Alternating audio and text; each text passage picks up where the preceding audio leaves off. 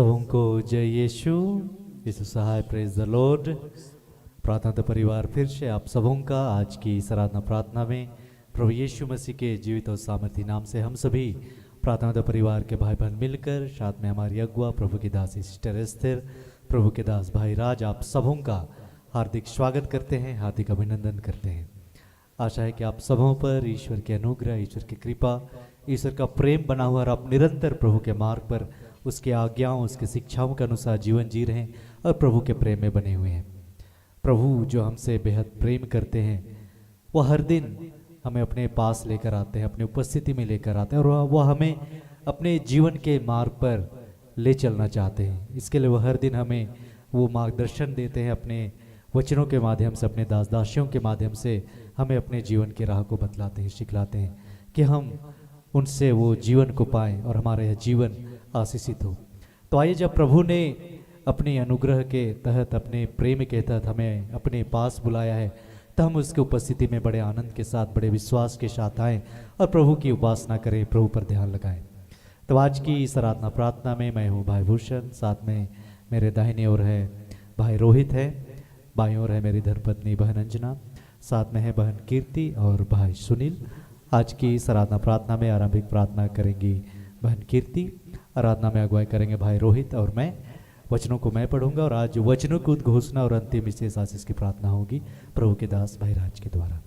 तो आप सभी हमारे संगी इस आराधना प्रार्थना में बने रहें। आइए हम एक दूसरे के लिए प्रार्थना करें और आज के दिन में प्रभु जो आशीष हमें देना चाहते हैं, जो बातें हमें सिखलाना चाहते हैं, उन हर एक आशीषों को, उन हर एक बातों को हम फिर से ग्रहण करने वाले हो पाए। आइए हम बड़े विश्वास के साथ इस आराधना प्रार्थना में सम्मिलित होते हैं। आइए इस समय हम अपने मन को, अपने हृदय को, अपनी आत्मा को उस सृष्टिकर्ता ईश्वर के लिए तैयार करें। इस वक्त हम अपनी आंखों को बंद करेंगे और अपने हाथों को खुला छोड़ेंगे और इस महान ईश्वर को हम आमंत्रित करेंगे कि प्रभु हमारे बीच आए, हमारे मन पर, हमारे हृदय पर, हमारी आत्मा पर अपने नियंत्रण को ले और इस वक्त हम प्रभु की उपस्थिति को अपने हृदय में महसूस कर पाए। आइए हम सब प्रार्थना में आगे बढ़ें। हे सर्वशक्तिमान पिता, हे प्रभु, इस समय के लिए हम आपका धन्यवाद करते हैं प्रभु कि हे पिता, आपने हम सबको फिर से एक साथ जोड़ा प्रभु, कि हम मिलकर आपके शरण में आए, आपकी संगति करें पिता, आपके नाम का गुणगान करें, आपकी शिक्षाओं को हम सुन पाए पिता। और हे पिता, हर आत्मिक बातों को आज हम सीख पाए जो आप हमसे करना चाहते हैं। हे पिता ईश्वर, इस वक्त हम फिर से सारे लोग आत्मा में एक होते हुए अपने तमाम गुनाहों के लिए आपसे क्षमा चाहते हैं। और हे पिता, आज हमारी आत्मिक आँखों को, आत्मिक कानों को खोलना प्रभु, ताकि पिता हम आपकी बातों को सुन सके, हम आपकी बातों को समझ सके। और ये पिता, आपका आत्मा हमें उस सामर्थ्य से भरे पिता, उस शक्ति से भरे पिता, कि ये प्रभु जो बातें जो आप आज हमसे करने जा रहे हैं प्रभु, उन सारी बातों को हम हृदय से ग्रहण कर पाएँ और ये पिता उन शिक्षाओं के अनुसार अपने जीवन को जी पाएँ, ऐसा सामर्थ्य हम सबको देना। हे प्रभु, हम आपकी आत्मा के बिना एक कदम नहीं चल सकते पिता। तो ये प्रभु, आपका आत्मा हम सबको अपने नियंत्रण में ले प्रभु, ताकि आपकी हर एक शिक्षाओं के अनुसार, हर एक एक बातों के अनुसार प्रभु, हम अपने हर एक काम को कर पाए पिता। हे प्रभु, हमारे मन के विचार आपकी इच्छा अनुसार हो पिता। हे प्रभु, हमारे मन में उठने वाले एक एक विचार प्रभु आपको भाएं पिता। और हे प्रभु, जैसा आप चाहते हैं, जो आपको भाता है पिता, हम वैसे ही बातों को सोचे, विचारें पिता, और वैसे ही हम कार्य कर पाए। ये प्रभु, हम फिर से इस प्रार्थना सभा को आपके हाथों में समर्पित करते हैं पिता। जितने भी लोग इस प्रार्थना सभा में जुड़े हैं प्रभु, हर एक को अपनी आत्मा से स्पर्श करना पिता, हर एक को अपनी उपस्थिति से भरना पिता। और हे प्रभु, हर एक को आज फिर से नया अभिषेक से भरना प्रभु, हर एक को नया जीवन देना पिता। और हे प्रभु, हर एक के जीवन की चाहे जो भी अवस्था है पिता, आप हर एक अवस्थाओं से भली भांति वाकिफ है। तो ये प्रभु, आज फिर से हर एक को नए शक्ति, सामर्थ्य और बल से भरना पिता। हर एक को पिता वो सामर्थ्य देना प्रभु, कि हर एक जन आपकी आत्मा की सामर्थ्य से, हर एक जन आपकी अगुवाई से प्रभु अपने जीवन में आगे बढ़ पाए पिता। हे पिता ईश्वर, हम फिर से इस प्रार्थना सभा को आपके हाथों में समर्पित करते हुए, इस जगह को हम आपके हाथों में समर्पित करते हुए, इन तमाम प्रार्थनाओं को हम आपके बेटे उद्धारकर्ता यीशु मसीह के नाम से मांग लेते हैं। दया से सुनिए और स्वर्ग के राज्य में ग्रहण कीजिए। आमीन। आमीन। आइए इस घड़ी हम सभी जितने आराधनालय में हैं सभी कोई खड़े हो जाएंगे। इस घड़ी हम प्रभु की महिमा करने जा रहे हैं। तो आइए इस घड़ी, आज के इस दिन में हम इस घड़ी अंगीकार करें कि यीशु मसीह ही हमारे जीवन का आधार है। हम इस घड़ी घोषणा करें कि मसीह बिना जीना बेकार है। तो आइए इस गीत के माध्यम से हम प्रभु यीशु को महिमा दें और उसके बताए गए पद चिन्हों पे अपने जीवन को ले जाएं। आइए इस घड़ी हम आराधना करें।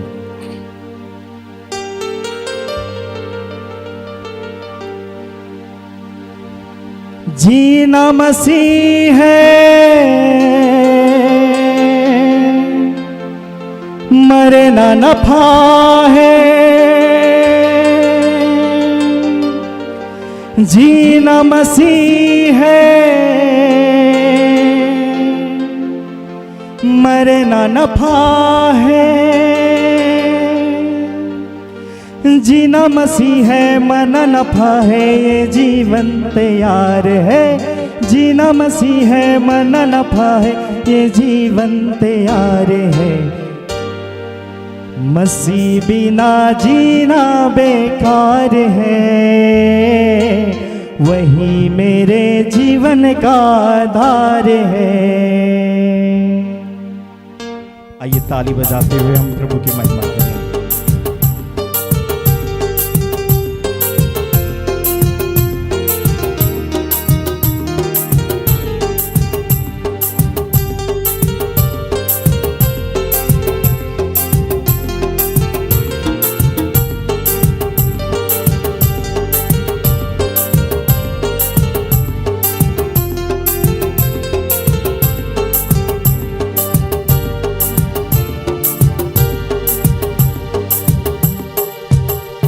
बेकार है, बेकार है, बेकार है, बेकार है, बेकार है, बेकार है, बेकार है, बेकार है, बेकार है। मसीह बिना जीना बेकार है, वही मेरे जीवन का आधार है।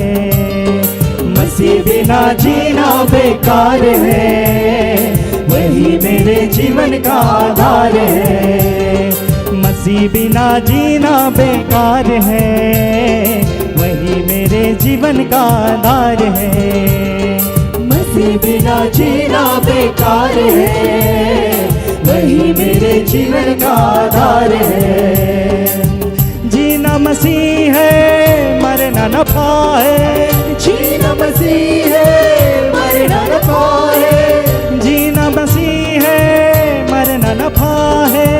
जीना मसीह है, मरना नफा है। जीना मसीह है, मरना नफा है, ये जीवन तैयार है। जीना मसीह है, मरना नफा है, ये जीवन तैयार है। मसीह बिना जीना बेकार है, वही मेरे जीवन का आधार है। मसीह बिना जीना बेकार है, वही मेरे जीवन का आधार है।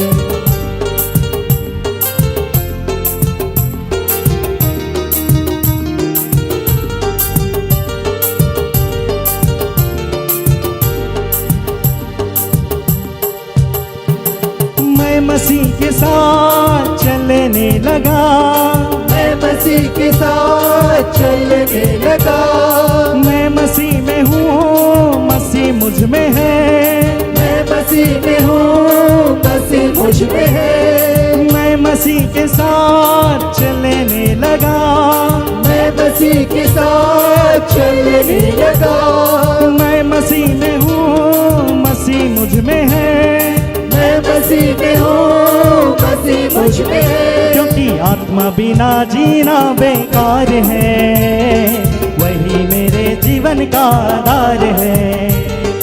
आत्मा बिना जीना बेकार है, वही मेरे जीवन का आधार है। जीना मसीह है, मरना नफा है। जीना मसीह है, मरना नफा है। जीना मसीह है, मरना नफा है। जीना मसीह है, मरना नफा है। जीना मसीह है, मरना नफा है, ये जीवन तैयार है। जीना मसीह है, मरना नफा है, ये जीवन तैयार है। मसीह बिना जीना बेकार है, वही मेरे जीवन का आधार है। मसीह बिना जीना बेकार है, वही मेरे जीवन का आधार है।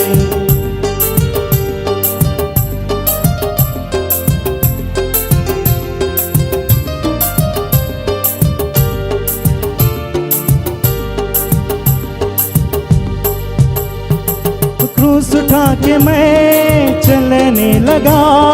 क्रूस उठा के मैं चलने लगा। मेरा खुदा यीशु मसीहा, मेरा खुदा यीशु मसीहा। क्रूस उठा के मैं चलने लगा। क्रूस उठा के मैं चलने लगा। मेरा खुदा यीशु मसीहा, मेरा खुदा यीशु मसीहा। क्रूस उठा के चलना मेरा काम है, अंत में स्वर्ग में विश्राम है।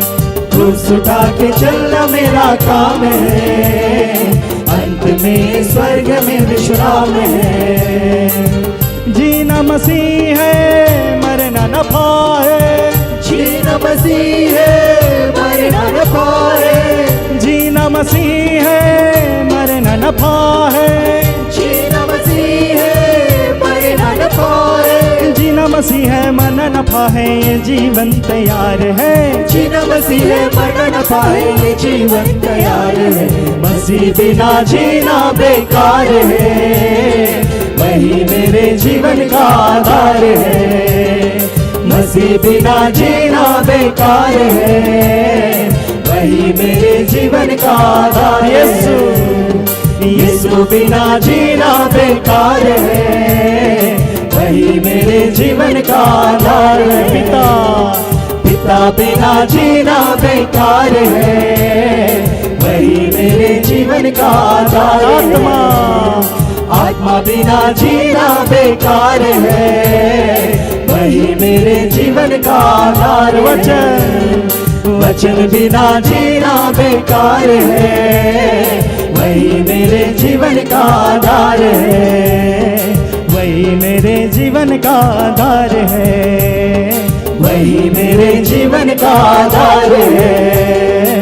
वही मेरे जीवन का आधार है, वही मेरे जीवन का आधार है। वही मेरे जीवन का आधार है, वही मेरे जीवन का आधार है।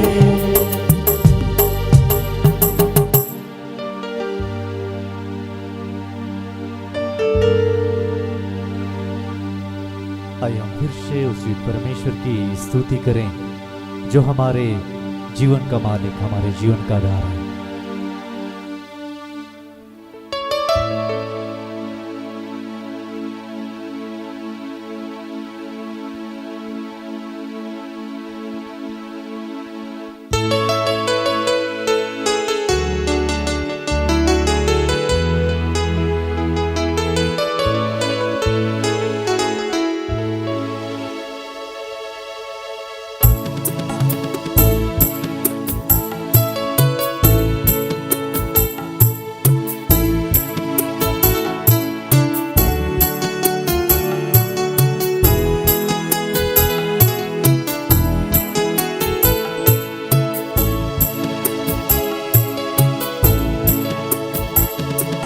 वंदना करते हैं हम, वंदना करते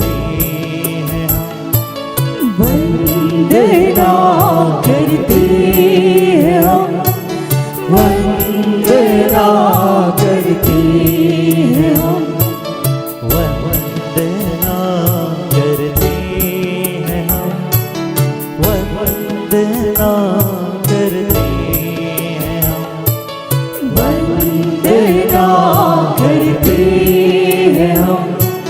वंदना करते हैं हम।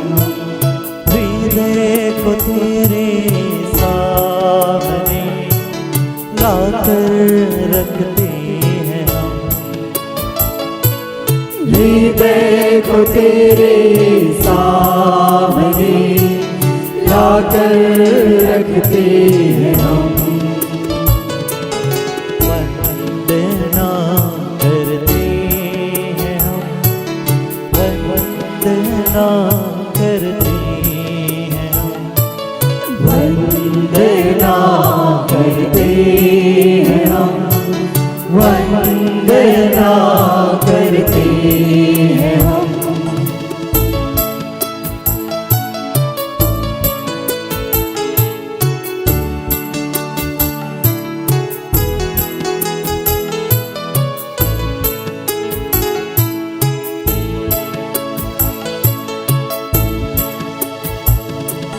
हृदय में मेरे मसीहा जीवन दीप जलाओ।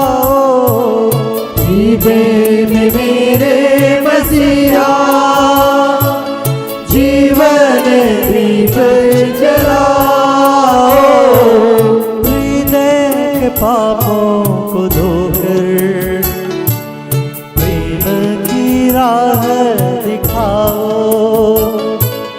हृदय के पापों को धोकर प्रेम की राह दिखाओ। वंदना करते हैं हम। वंदना करते हैं हम। वंदना करते हैं हम। वंदना करते हैं हम।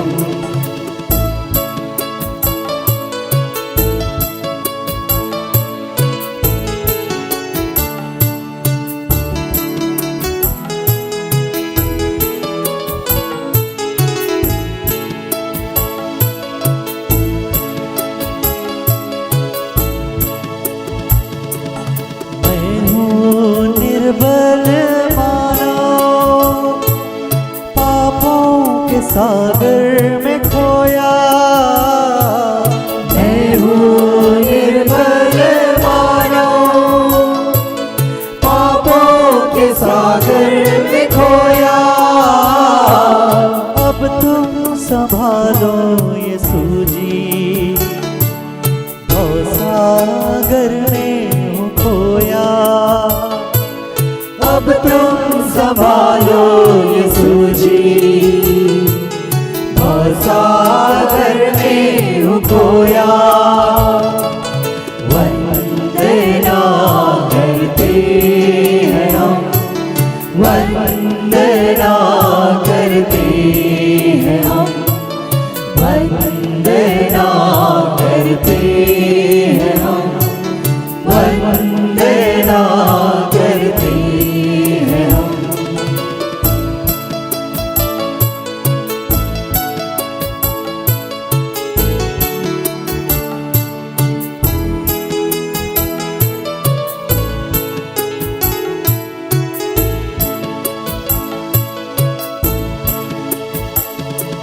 शक्ति दे दो मुझको, मेरा नहीं कोई भी। शक्ति दे दो मुझको, मेरा नहीं कोई भी। जीवन को मेरे ले लो, गाऊं तेरे गीत। जीवन को मेरे ले लो, गाऊं तेरे गीत। वंदना करते हैं हम। वंदना करते हैं हम। वंदना करते हैं हम। वंदना करते हैं हम। तेरे सामने लाकर रखते हैं हम। हृदय को तेरे सामने लाकर रखते हैं हम। वंदना करते हैं हम, वंदना करते हैं हम, वंदना करते हैं हम, वंदना करते हैं हम। वंदना करते हैं, वंदना करते हैं हम।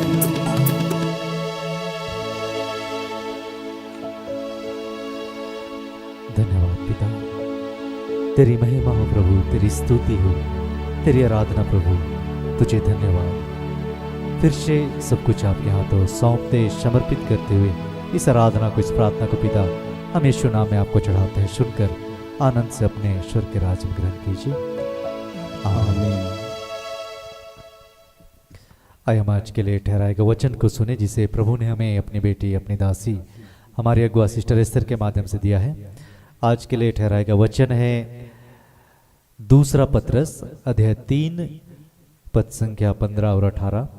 इसमें वचन ऐसा कहता है, यदि प्रभु अपनी सहनशीलता के कारण देर करते हैं तो इसे अपनी मुक्ति में सहायक समझें, जैसा कि हमारे भाई पौलुस ने अपने को प्रदत्त प्रज्ञा के अनुसार आपको लिखा। आप लोग हमारे प्रभु और मुक्तिदाता ईसा मसीह के अनुग्रह और ज्ञान में बढ़ते रहें। उन्हीं को अभी और अनंत काल तक महिमा। आमीन। यहाँ तक क्या प्रभु की वाणी है। ईश्वर को धन्यवाद।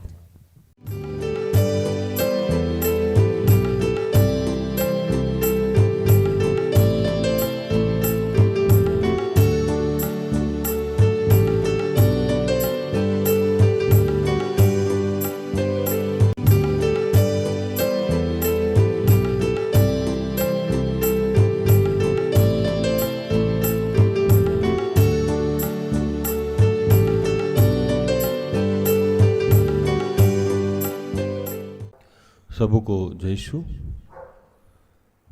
यीशु सहाय। Praise the Lord.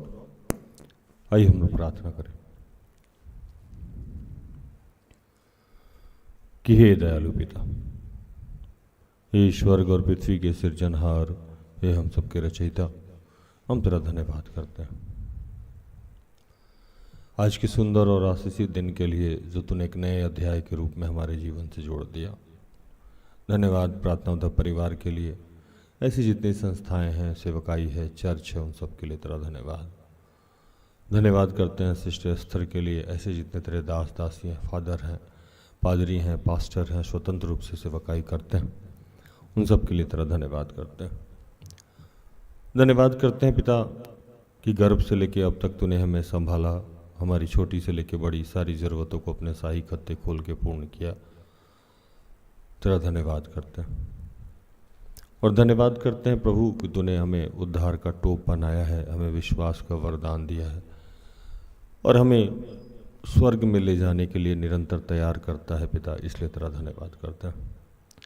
हम सबके जीवन में जो भी त्रुटियां हैं, जो भी कमियां हैं, उन सब से तूने आज हमें सबको मुक्त किया है प्रभु, तेरा धन्यवाद करते हैं। और इस वक्त जितने लोग जहाँ से देख रहे हैं, सुन रहे हैं, उन सबको और मुझे भी अपने नियंत्रण में लिया और हम सबके सारे गुनाह पाप से मुक्त किया, शुद्ध किया, पवित्र किया। तेरा धन्यवाद करता हूँ। तू जानता है कि मुझे कुछ नहीं आता प्रभु, लेकिन मैं आपकी आत्मा के सामर्थ्य से, पिता पुत्र पवित्र आत्मा, आप तीनों के सहायता से मैं कुछ भी कर सकता हूँ। तो आइए प्रभु वचन को सुनने और सुनाने में हमारी मदद कीजिए। जो भी डिस्टर्बेंस की बातें हैं, जो भी रुकावट की बातें हैं, वो सब यीशु के नाम से समाप्त करते हैं। धन्यवाद किया प्रार्थना प्रभु यीशु के जीवित और पवित्र नाम से मांगते हैं। दया से सुन और स्वर्ग के राज में ग्रहण कर। आमीन।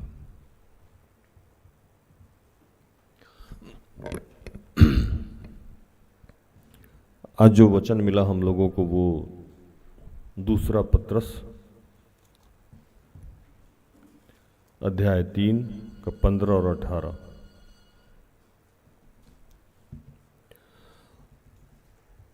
और हमारे प्रभु के धीरज को उद्धार समझो, जैसा प्रिय भाई पौलुस ने भी उस ज्ञान के अनुसार जो उसे मिला है तुम्हें लिखा है, वे ही अपने सब लिखा है।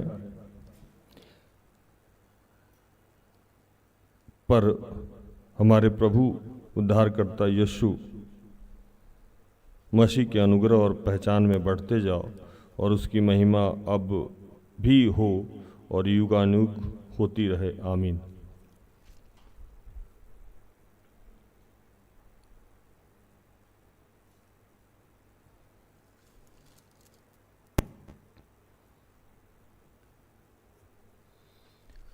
इन दिनों महा उपवास काल चल रहा है।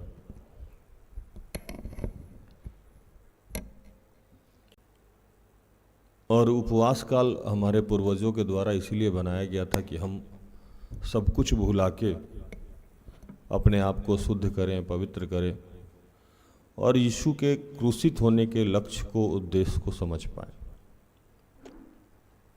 क्यों आए थे, क्यों उनको मारा गया,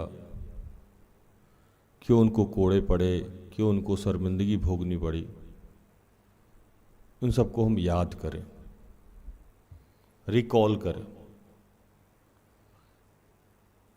चूँकि हम नीरे प्राणी हैं,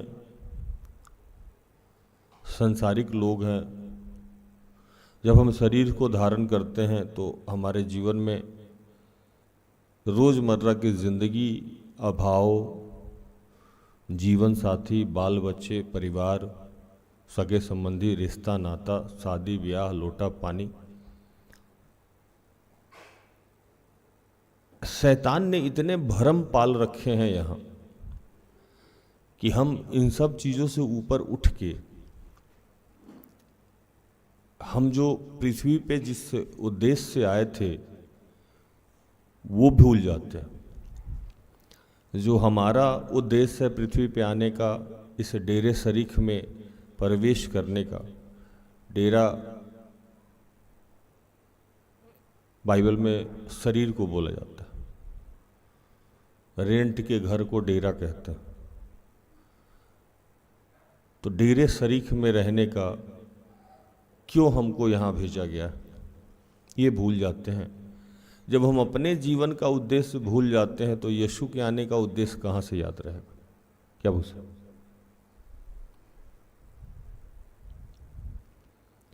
तो शायद हमारे पूर्वज इसी वजह से उनको पता था कि बच्चे, जब उन्होंने इसका निर्माण किया होगा तो उनको पता था कि आज जब हम भुला जा रहे हैं तो हमारे आने वाले जनरेशन को तो और भी अधिक अत्याधुनिक सामग्री से जीवन जीना होगा, तो वो तो भूल ही जाएंगे। जैसे जब महा उपवास काल का निर्माण हुआ होगा तो उस समय मोबाइल नहीं थी, लैंडलाइन नहीं था, गैस का चूल्हा नहीं था, बिजली बत्ती नहीं था। लोगों के पास प्रॉपर समय हुआ करता था कि वो प्रभु को याद करें। सोने का समय, जगने का समय निर्धारित होता था। सूर्योदय के साथ जगते थे और सूर्यास्त के साथ हमारा दिन समाप्त हो जाता था। दिनचर्या हमारी सिमटी हुई थे, रिश्ते नाते लोग हमारे सिमटे हुए थे। तो उस समय प्रॉपर वक्त हुआ करता था कि हम प्रभु को याद करें। युग बदला, समय बदला और आधुनिकीकरण इतना हुआ सृष्टि में कि उस आधुनिकीकरण हमारे लाभ के लिए हुआ, लेकिन हमारे शारीरिक लाभ के लिए हुआ, लेकिन हमारे आत्मिक विनाश के लिए हो गया। जितने भी आधुनिक चीज़ हमारे लिए बनाए गए हैं वो सांसारिक लाभ हो सकते हैं, तब तक ही लाभ हो दे सकता है जब तक कि उसको ज़रूरत के अनुसार इस्तेमाल किया जाए। अति सर्वर्त वर्जते।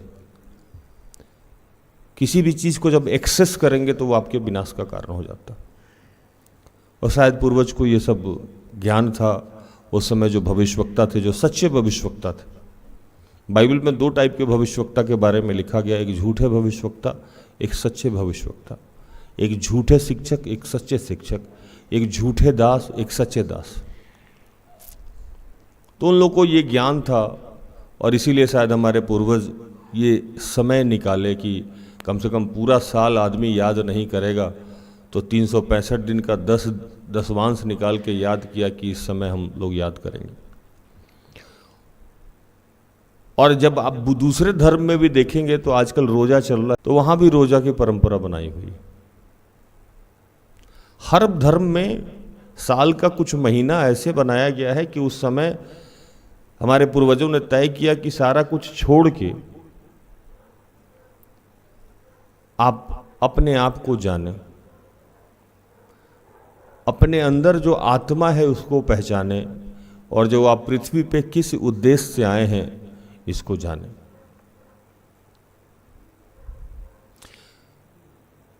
कितने लोग के जीवन में या हम सब के जीवन में, कितने लोग या सारे लोगों के जीवन में जल्दी है,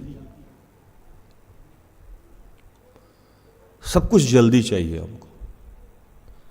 और मैंने इन दिनों रीड किया है कि जो जितने जल्दी में रहते हैं उनका काम उतना ही देर से होता है। तकरीबन 94 से या 96 से मैं एक बिजनेस करना चाहता हूं, सेटल बिजनेस। भूषण भाई, 94 से मैं एक सेटल बिजनेस करना चाहता हूं, बड़ा बिजनेस करना चाहता हूं। ऐसा बिजनेस कि मेरी बेटी या मेरी पत्नी शॉपिंग करने जाए तो मुझे बजट निर्धारित ना करना पड़े। इतना आय का सपना देख के मैं चला था। ऐसा आय जो मेरे घर में एसी चलाया जाए तो मेरे दिमाग में ये नहीं आए कि इसका बिजली बिल कितना आएगा। ऐसा आए कि गाड़ी में तेल भरवाते समय आदमी ये ना सोचे कि इस तेल भरवाने से मेरा बजट हिल जाएगा। जो भी बेसिक ज़रूरत है आज के युग के अनुसार वो फुलफिल हो, मेरा भी और मेरे साथ रहने वाले लोगों का। यहाँ तक कि मेरे साथ जो लोग बच्चे सेवकाई करते हैं उनको भी कभी ये गिल्ट नहीं हो कि वो कैसे खाएंगे, कैसे पिएंगे, क्या पहनेंगे। अति की बात मैं नहीं कर रहा हूँ, मैं सामान्य जीवन की बात कह रहा हूँ।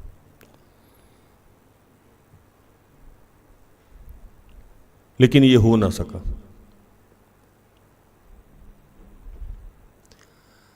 क्योंकि आज का वचन कहता है कि प्रभु देर इसलिए करता है कि आपका विनाश ना हो जाए। दोनों तरीका से देरी होती है। संसारिक जीवन में जब आप किसी लक्ष्य को प्राप्त नहीं कर पा रहे, इसका मतलब है कि वो लक्ष्य में जाते ही आपका विनाश हो जाने वाला है। इसीलिए प्रभु जान जान के देर कर रहा है, जान जान के देर कर रहा है, जान जान के देर कर रहा है। कई बार हमारा विवाह नहीं हो रहा है तो शायद उस विवाह से आपका विनाश होने वाला है, इसलिए प्रभु देर कर रहा है ना। 31 साल से मैं प्रार्थना कर रहा हूं कि प्रभु मेरे जीवन में कोई बिजनेस चला है, वो नहीं हुआ है, आज भी नहीं हुआ। और आज भी किसी बिजनेस के लिए 8 तारीख को मेरा प्रेजेंटेशन है। अर्पणा आके पूछी कि भैया, मैंने कहा प्रेयर चढ़ा दो। उसने पूछा कि क्या लिखूं, तो मैंने कहा कि लिखो कि प्रभु मंजिस इंडस्ट्री में आपकी इच्छा पूर्ण हो। मैंने ये नहीं कहा कि मुझे वो काम हो जाए, क्योंकि अब मुझे इतना ज्ञान जरूर हो गया है कि मेरे जीवन में जो हो रहा है वो प्रभु की इच्छा के अनुरूप हो रहा है। और इससे मेरा आत्मिक उन्नति होने वाला है। क्या होने वाला है? आत्मिक उन्नति होने वाला है। कई बार आपके जीवन में प्रभु उद्धार नहीं कर रहा है, इसका मतलब कि आपका आत्मिक विनाश होना तय हो चुका है। और पतरस आज के पत्री में, दूसरी पत्री में अपने कलीसिया के लोगों को यही लिख रहे हैं। 2 बार उन्होंने पत्र लिखा है, पहला पतरस और दूसरा पतरस। पहले पतरस में भी यही लिखा है, उन्होंने यही समझाया, और दूसरे पतरस में भी प्रभु उन्होंने यही समझाया। पहले पतरस में लिखते हैं कि जब आप चलेंगे तो समस्याएं आएंगी। लिखते हैं कि जो आपने विश्वास के कारण दुख और सताव का सामना कर रहे हैं, ये होना अनिवार्य है। लिखते हैं कि इस दृष्टिकोण से उन्होंने अपने दुख को स्वीकार करना और सहन करना था, इस विश्वास के साथ कि उनके विश्वास और सच्चाई का परख और यह कि मसीह यीशु के प्रकट होने के दिन इसका प्रतिफल मिलेगा। वेट करिए, इसका आत्मिक लाभ होने वाला है, इंतजार कीजिए।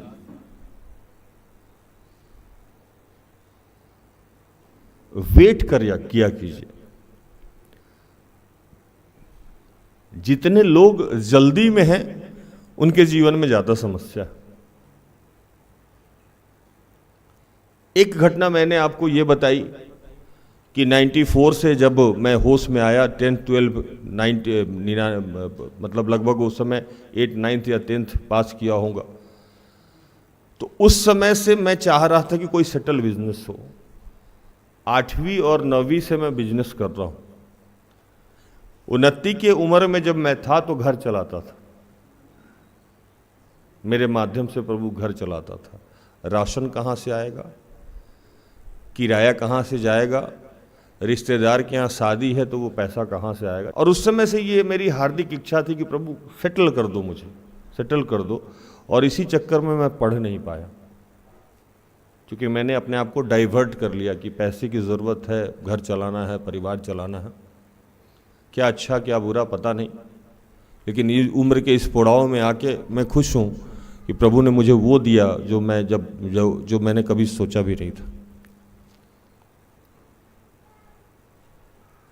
मेरे कितने भी प्रार्थना करने से, मेरे कितने भी मेहनत करने से प्रभु ने मेरे बिजनेस को सेटल नहीं होने दिया। मैं चाहे जितना प्रार्थना करूं, चाहे मैं जितना लोन लूं, चाहे मैं जितना पापड़ बेलूं, संसारिक आत्मिक, लेकिन प्रभु ने कभी कोई मुझे सेटल बिजनेस नहीं दिया, क्योंकि वो जानता था कि अगर वो बिजनेस मुझे मिल जाता तो प्रभु दास के रूप में खड़ा नहीं होता। जब से मैं प्रार्थना कर रहा हूं तो मुझे एक स्कूल खोलने का सपना है, क्योंकि मैं बचपन से पढ़ा नहीं हूं। तो मेरा ये अपना सपना है कि एक ऐसा स्कूल होना चाहिए प्रार्थना योद्धा परिवार के माध्यम से, जिसमें सारे बच्चे आके पढ़ें, हर जाति धर्म के लोग पढ़े आके, और पैसे की वजह से उसकी पढ़ाई ना रुके। ये प्रार्थना भी मेरा 99 से चल रहा है, जब से मैंने प्रभु को जाना। 26 साल इस प्रार्थना का हो गया, अभी तक स्कूल नहीं खुला, लेकिन मैंने प्रार्थना बंद नहीं किया, क्योंकि मुझे पता है कि अगर वो नहीं हो रहा है इसका मतलब कि या तो मैं उस लायक नहीं हूं, या प्रभु उसकी ज़रूरत अभी नहीं समझ रहा। प्रमोद भैया मुझे 99 से लेकर 2000 के बाद में मिले और बिछड़ गए। उस प्रार्थना को मैं कर रहा था कि उनकी अवस्था क्या है, वो कैसे हैं, कोई बीमारी तो नहीं है, कोई परेशानी तो नहीं है। और वो उनके माध्यम से मैं विश्वास में आया था, और जब उन्होंने मुझे देखा तो मेरे से ज़्यादा वो खुश थे, क्योंकि जो बीज उन्होंने बोया था वो बीज शायद उनके अनुसार पौधा हो गया। मैं तो अभी अपने आप को पौधा भी नहीं समझता हूँ। प्राउड फील कर रहे थे। 22 साल लगा। कई बार आपके जीवन में किसी प्रार्थना का उत्तर नहीं मिल रहा है, इसका मतलब कि कुछ दूसरा बेहतर होने जा रहा है जो आप समझ नहीं पा रहे। संसारिक बात। आत्मिक बात यह है कि प्रभु जो इस डेरा शरीक में हम लोगों को भेजा था उसको वापस बुलाना है। हम सब यहाँ परदेशी हैं और वो हम सबको वापस बुलाना चाहता है स्वर्ग में, अपने घर में। जो हमारा निज घर है वो हमारा घर है स्वर्ग, वहाँ हम सबको वापस जाना है।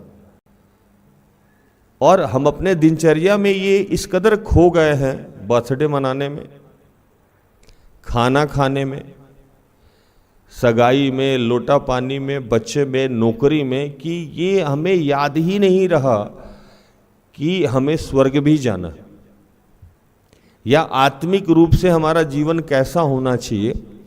और इस संदर्भ में रोज वही गलती हम कर रहे हैं जो हमें नहीं करना चाहिए। बार बार एक ही गलती कर रहे हैं और बार बार प्रभु हमें माफ भी करता है।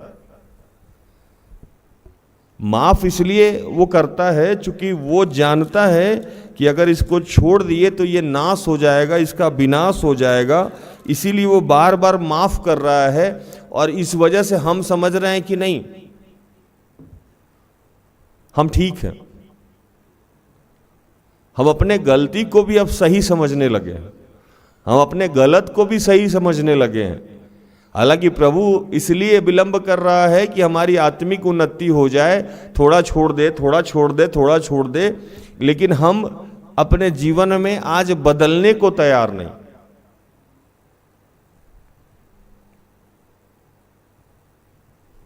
और हम कुछ भी करते हैं और कुछ भी बोल देते हैं।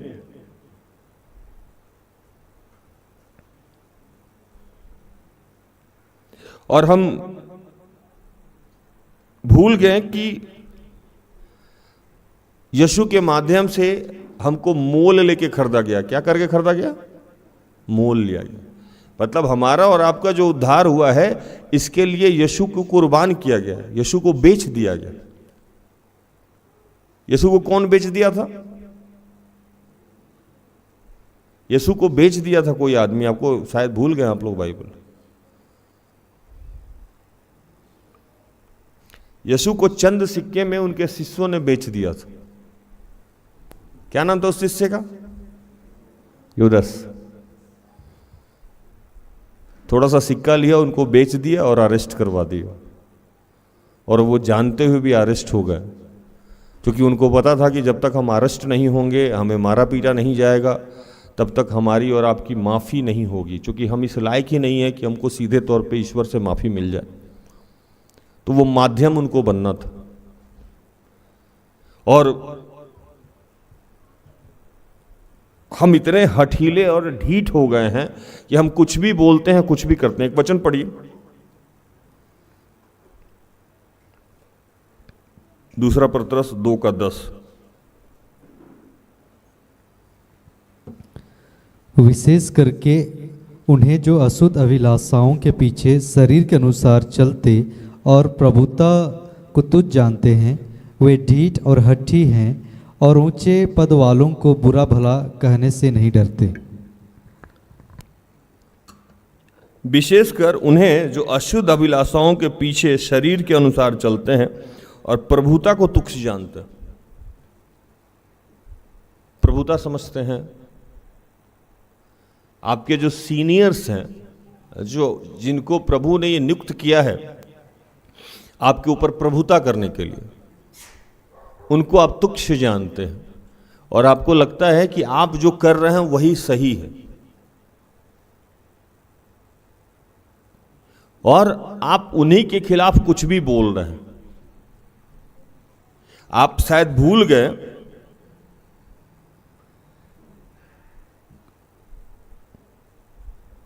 कि स्वर्गदूत जब ईश्वर के विरुद्ध में बोलने लगा तो उसको क्या किया गया? उसको स्वर्ग से फेंक दिया गया। एक वचन पढ़िए, 2:4। क्योंकि जब परमेश्वर ने उन स्वर्गदूतों को जिन्होंने पाप किया नहीं छोड़ा, पर नरक में भेजकर अंधेरे कुंडों में डाल दिया, ताकि न्याय के दिन तक बंदी रहें। 9 पढ़ो।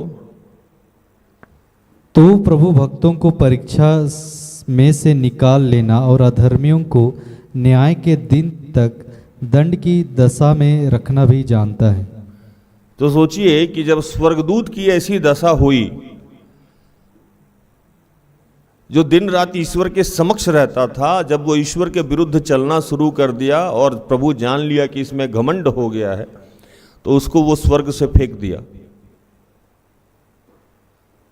तो हम जो लोग ईश्वर के मार्ग को जान गए हैं और जानने के बाद भी अब सुधरने को तैयार नहीं है, बार बार वही गलती दोहरा रहे हैं, तो हमारा और आपका क्या करेगा वो?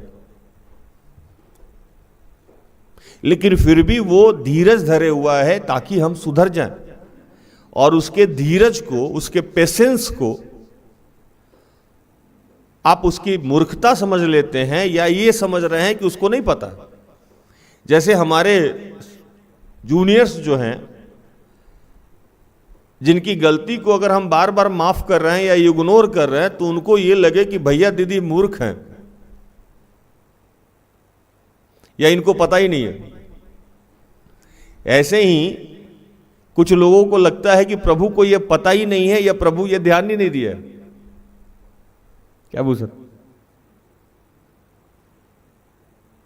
लेकिन जब हम जैसे तुच्छ लोग, कीड़े सरीख लोग, मैं और सिस्टर एस्थर बार बार अपने बच्चों को, अपने भाई बहन को, अपने सगे संबंधी को माफ करते हैं और फिर से उसे सीने से लगाते हैं कि ये आत्मा बच जाए, सांसारिक रूप से ये फिर से तरक्की कर जाए, आत्मिक रूप से ये फिर बच जाए, और इस कारण बार बार हम उसको माफ कर रहे हैं, बार बार हम धीरज धरे हुए हैं, बार बार हम पेशेंस दिखाते हैं। और कई बार ग्रुप के दूसरे लोग कहते भी हैं, आप तो ऐसे करते हैं, आप तो वैसे करते हैं, आप तो उसको बुला लिए, आप तो उसको ऐसे कर दिए, आप तो उसको ऐसे कर दिए। हम जैसे कीड़े सरीख लोग जब इस बात को समझते हैं कि वो आत्मा नाश हो जाएगा या वो सांसारिक रूप से उसका विनाश हो जाएगा, तो ईश्वर तो हमसे बहुत बहुत बहुत ज़्यादा धैर्यवान है। वो अपने बच्चों का निर्माण करके उसका विनाश नहीं चाहता। हाँ कि नहीं भूषण?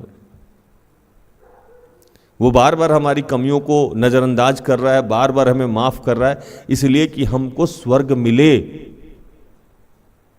ये नहीं है कि वो मूर्ख है, ये नहीं है कि आपकी कमियों को वो देख नहीं रहा है। और हम लोग क्या है कि बार बार वही गलती दोहरा रहे हैं। अगर झूठ बोल रहे हैं तो बार बार झूठ बोल रहे हैं, अगर बदतमीजी कर रहे हैं तो बार बार बदतमीजी कर रहे हैं, अगर भयविचार में है तो बार बार भयविचार में है, अगर कूटनीति कर रहे हैं तो बार बार कर रहे हैं। हम अपनी आदतों में बदलाव नहीं कर रहे हैं, क्योंकि प्रभु जानता है कि अगर किसी चीज को वो बदलना चाहे तो उसके लिए तो मिनट भर का काम है। कितने देर का काम है? मिनट भर का। बाइबल में एक वचन लिखा है, पढ़िए, 8:3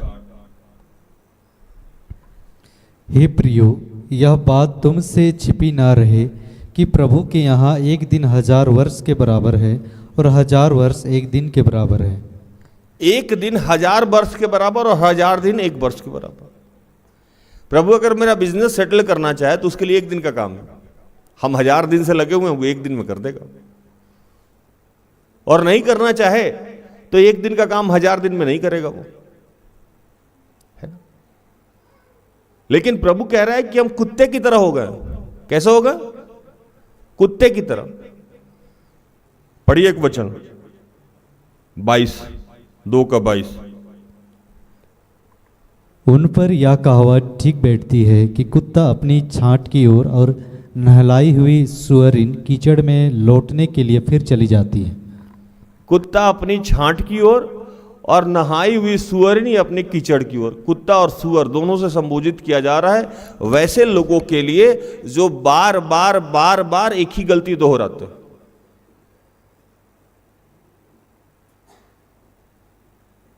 कोई आदमी उल्टी करके दोबारा खाएगा तो ये किसकी प्रवृत्ति है? ये कौन करता है ऐसा? कुत्ता। और जब नहला धुलाया जाता है और फिर से दोबारा कीचड़ में कौन सा चला जाता है?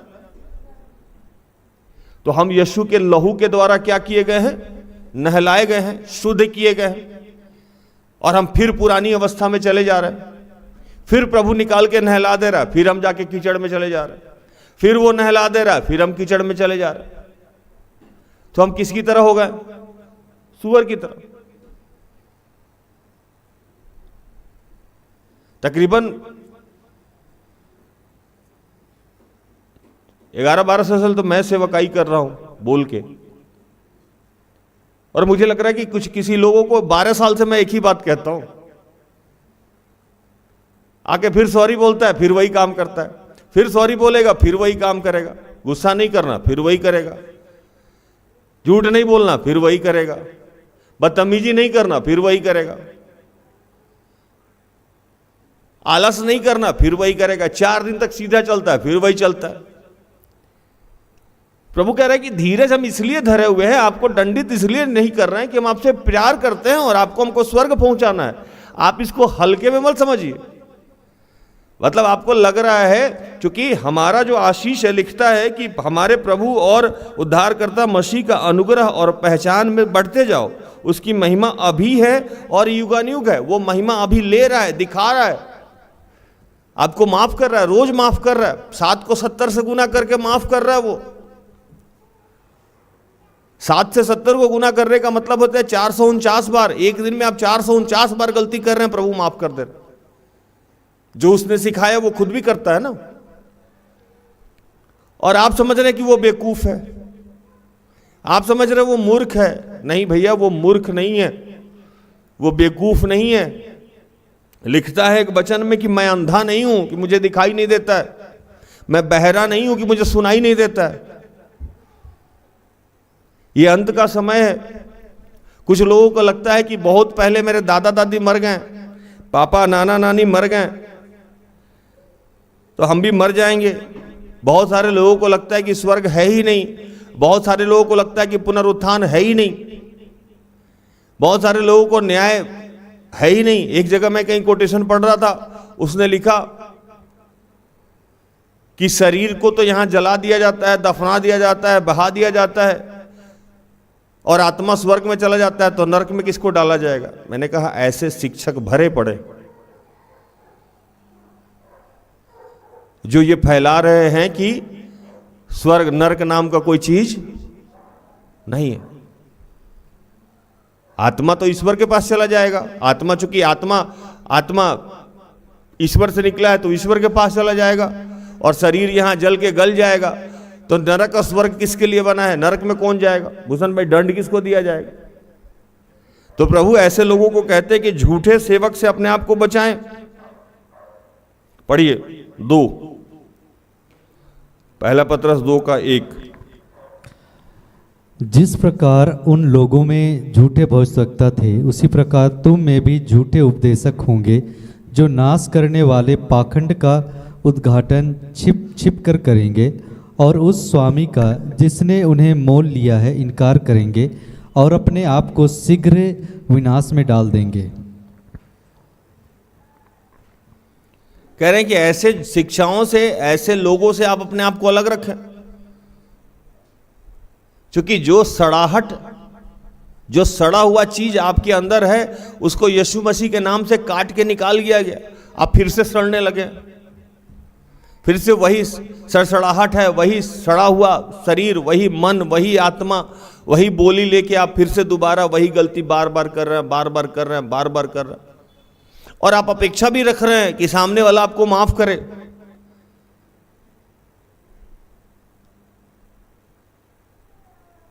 और अगर वो माफ नहीं कर रहा है या किसी वजह से आपको नॉक कर दे रहा है, तो आप भड़क जा रहे हैं, मेरे ही अंदर ये कमी है, मेरे अंदर ये समस्या है। पढ़िए एक वचन 2:12। पर ये लोग निर्बुद्धि पशुओं ही के तुल्य हैं, जो पकड़े जाने और नाश होने के लिए उत्पन्न हुए हैं, और जिन बातों को जानते ही नहीं उनके विषय में दूसरों को बुरा भला कहते हैं। वे अपनी सड़ाहट में आप ही सड़ जाएंगे। एक तो गलत कर भी रहे, ऊपर से गलत लोगों को सिखा भी रहे। अपनी सड़ाहट में आप ही सड़ जाएंगे, सड़ के गल जाइएगा। न सांसारिक रूप से आपकी उन्नति होगी, ना आत्मिक रूप से उन्नति होगी। रिपीटेड टेलीकास्ट कितना बार कोई देखेगा? एक गाना था ना, जैसा तुम मुझे सताते हो किसी और को सता के देखो, फिर पता लगेगा। प्रभु कह रहा है कि जितनी बार तुम मुझे सताते हो किसी और को सता के देखो, फिर क्या करता है उस तुम्हारा। तो ये अंत का समय है। प्रभु अगर किसी चीज के लिए विलंब कर रहा है तो वो आपके विनाश के लिए नहीं कर रहा है, वो आपके पहला उसका यही उद्देश्य है। जैसे बाइबल लिखता है कि बीमारी वो इसलिए भेजता है कि आत्मा बचाया जाए। दर्द होगा, तकलीफ होगा, तो वो अपने पापों का अंगीकार करेगा और स्वर्ग को प्राप्ति करेगा। बहुत सारे केसेस में हम लोग देखे भी है कि लंबे समय से प्रभु बीमार करके लोगों को ताड़ना देके उसकी आत्मा को बचा लेता है। शरीर का क्या है? जिसने एक बार आपके शरीर का निर्माण किया वो तो बार बार कह सकता है। बाइबल हमें सिखाता है कि सूखी हुई हड्डियों का दृष्टांत जब पढ़ेंगे तो वो सारा हड्डी को इकट्ठा करके रीस्ट्रक्चर खड़ा कर दिया। और जब कोई स्ट्रक्चर नहीं था तब भी तो उसने मिट्टी से स्ट्रक्चर बना के आदम को बना दिया, हमें बना दिया, आपको बना दिया। हमारी और आपकी उत्पत्ति होती है उस जीवाणु से जिसको हम सूक्ष्म, इतना सूक्ष्म है कि बिना माइक्रोस्कोप को देख भी नहीं सकते, है ना। और उससे ये 6 फीट का आदमी तैयार हो गया। गर्भ में जो चीज प्रवेश करता है वो इतना छोटा होता है, इतना छोटा होता है कि आप आंख से डायरेक्टली देख नहीं सकते, उससे इतना बड़ा आकार हो गया। तो क्या हमारा रिकंस्ट्रक्शन नहीं हो सकता है? इसलिए शरीर के लिए वो महत्व नहीं देता है। शरीर के लिए उसलिए महत्व नहीं देता है, जैसे आपके पास कार है, अगर जल ही जाए, टूट ही जाए तो आप नया ले लीजिएगा। कार की तरह है, मोटरसाइकिल की तरह है, सामान की तरह है, फिर से बन जाएगा। कुर्सी टूट गया, फिर से आ जाएगा। इसी प्रकार हमारा शरीर है, प्रभु के नजर में टूट जाएगा, बन जाएगा। वो तो उसके हाथ की चीज है, वो खुद ही बनाता है। सबसे नॉर्मल चीज है, महिला लोग रोटी बनाता है। रोटी जल जाए, खराब हो जाए, 1 से 2 बार में उसको ट्राई करता, नहीं होता है तो फिर से फ्रेश आटा गूंथ के फिर से लोइया बनाएगा, बेल के रोटी बना लेगा। तो हम रोटी किस तरह है प्रभु के लिए, हमको फिर से गूंथ के नया बना लेगा, कुम्हार है वो। इसके लिए उसको चिंता नहीं है, इसीलिए शरीर को वो बार बार कष्ट देता है ताकि हमारा आत्मा बचे। और हम इसको गलत ढंग से ले लेते हैं, उसको समझ में नहीं आ रहा है, उसको दिख नहीं रहा है, हम बार बार एक ही गलती। आप जितने लोग मुझे सुन रहे हैं, अभी प्रभु के साथ बैठ के सोचिए कि क्या आप वही गलती रोज नहीं दोहरा रहे। लिखता है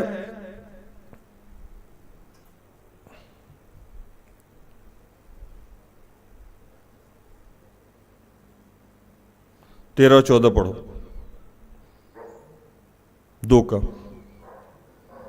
15, 13, 14, 15, 2 का। दूसरों का बुरा करने के बदले नहीं उन्हीं का बुरा होगा। उन्हें दिन दोपहर भोग विलास करना भला लगता है। ये कलंक और दोष है। जब वे तुम्हारे साथ खाते पीते हैं तो अपनी ओर से प्रेम भोज करके भोग विलास करते हैं। उनकी आंखों में व्यभिचार बसा हुआ है और वे पाप किए बिना रुक नहीं सकते। वे चंचल मन वालों को फुसला देते हैं। उनके मन को लोभ करने का अभ्यास हो गया है। वे संताप की संतान है। वे सीधे मार्ग को छोड़कर भटक गए हैं और बाओर के पुत्र बिलाम के मार्ग पर हो लिए हैं, जिसने अधर्म की मजदूरी को प्रिय जाना।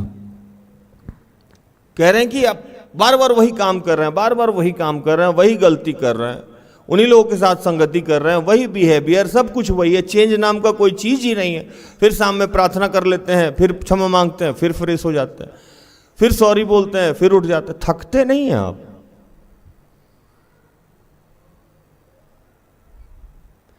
इरिटेट भी तो कोई आदमी हो जाता होगा ना, एक ही गलती दोहरा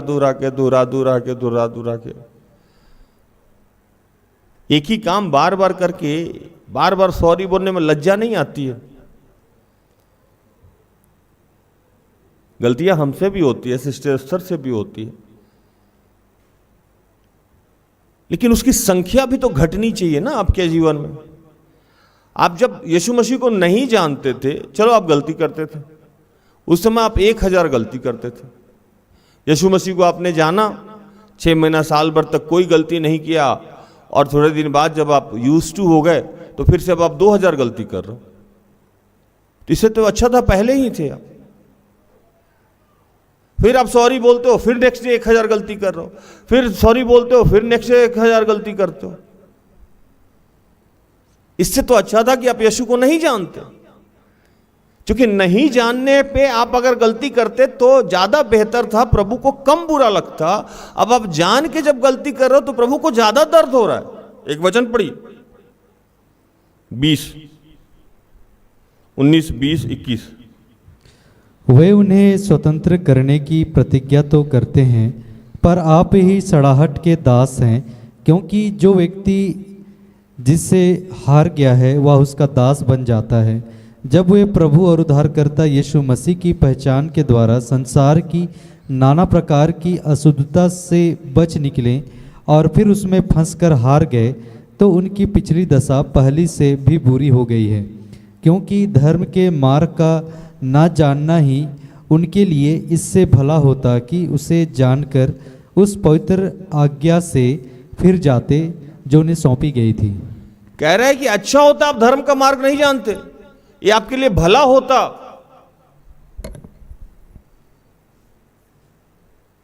यीशु मसीह के नाम से आपका उद्धार हो गया, और लिखता है ना कि वह उसका दास बन गया, मतलब आप फिर से उन तमाम बुराइयों में, उन परेशानियों में पड़ के आप उसका गुलाम बन गए। अब आप निकल ही नहीं पा रहे। एक वचन लिखा है कि जब कोई नकारात्मक शक्ति, नकारात्मक चीज आपके शरीर से बाहर निकलती है और दोबारा उसको जब आप प्रवेश करने देते हैं तो वो 7 गुना बड़ा होके आता है, 7 गुना बाद, और वो इतना शक्तिशाली होके आता है कि अब उससे निकलना बड़ा कठिन काम, कि ये जब अब दुष्ट आत्मा ग्रसित होंगे तो कौन बचाएगा इनको।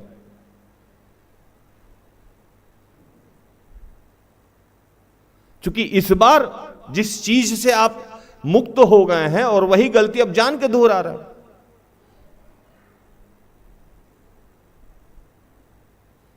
किसी से मैंने कभी पूछा इतने जोर से क्यों बोलते हो, तो मेरा तो यही टोन है। ऐसे क्यों खाते हो, मैं तो ऐसे ही खाता हूं। ऐसे क्यों पहनते हो, मेरा यही स्टाइल है। ऐसे क्यों बात करते हो, मेरा यही स्टाइल है।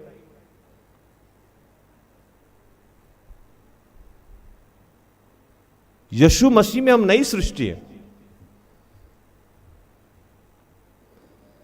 आज से 2-3 दिन पहले हमारी एक सहयोगी बहन हमको कहने लगी कि भैया आजकल छनकते नहीं। मैंने कहा, तो मैं बाथरूम जा रहा था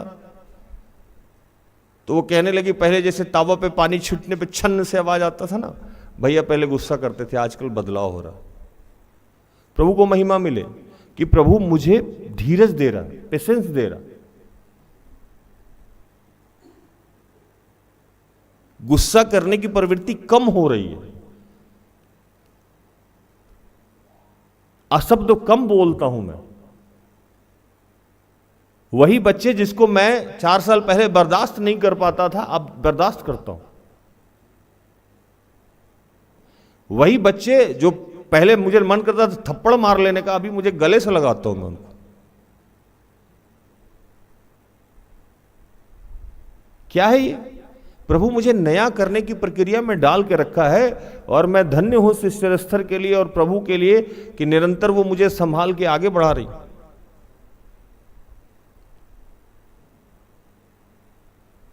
और मैं चाहता हूं कि सब कोई अपने जीवन में बदलाव करे, छोटी छोटी चीजों पे बदलाव करे, बड़ी चीजों के लिए नहीं। क्योंकि आपका जन्म बदलने के लिए हुआ है। आप प्रभु यीशु मसीह में रोज नए होते जा रहे हैं। पुराना स्वभाव, पुराना आचरण आपको उतारना होगा।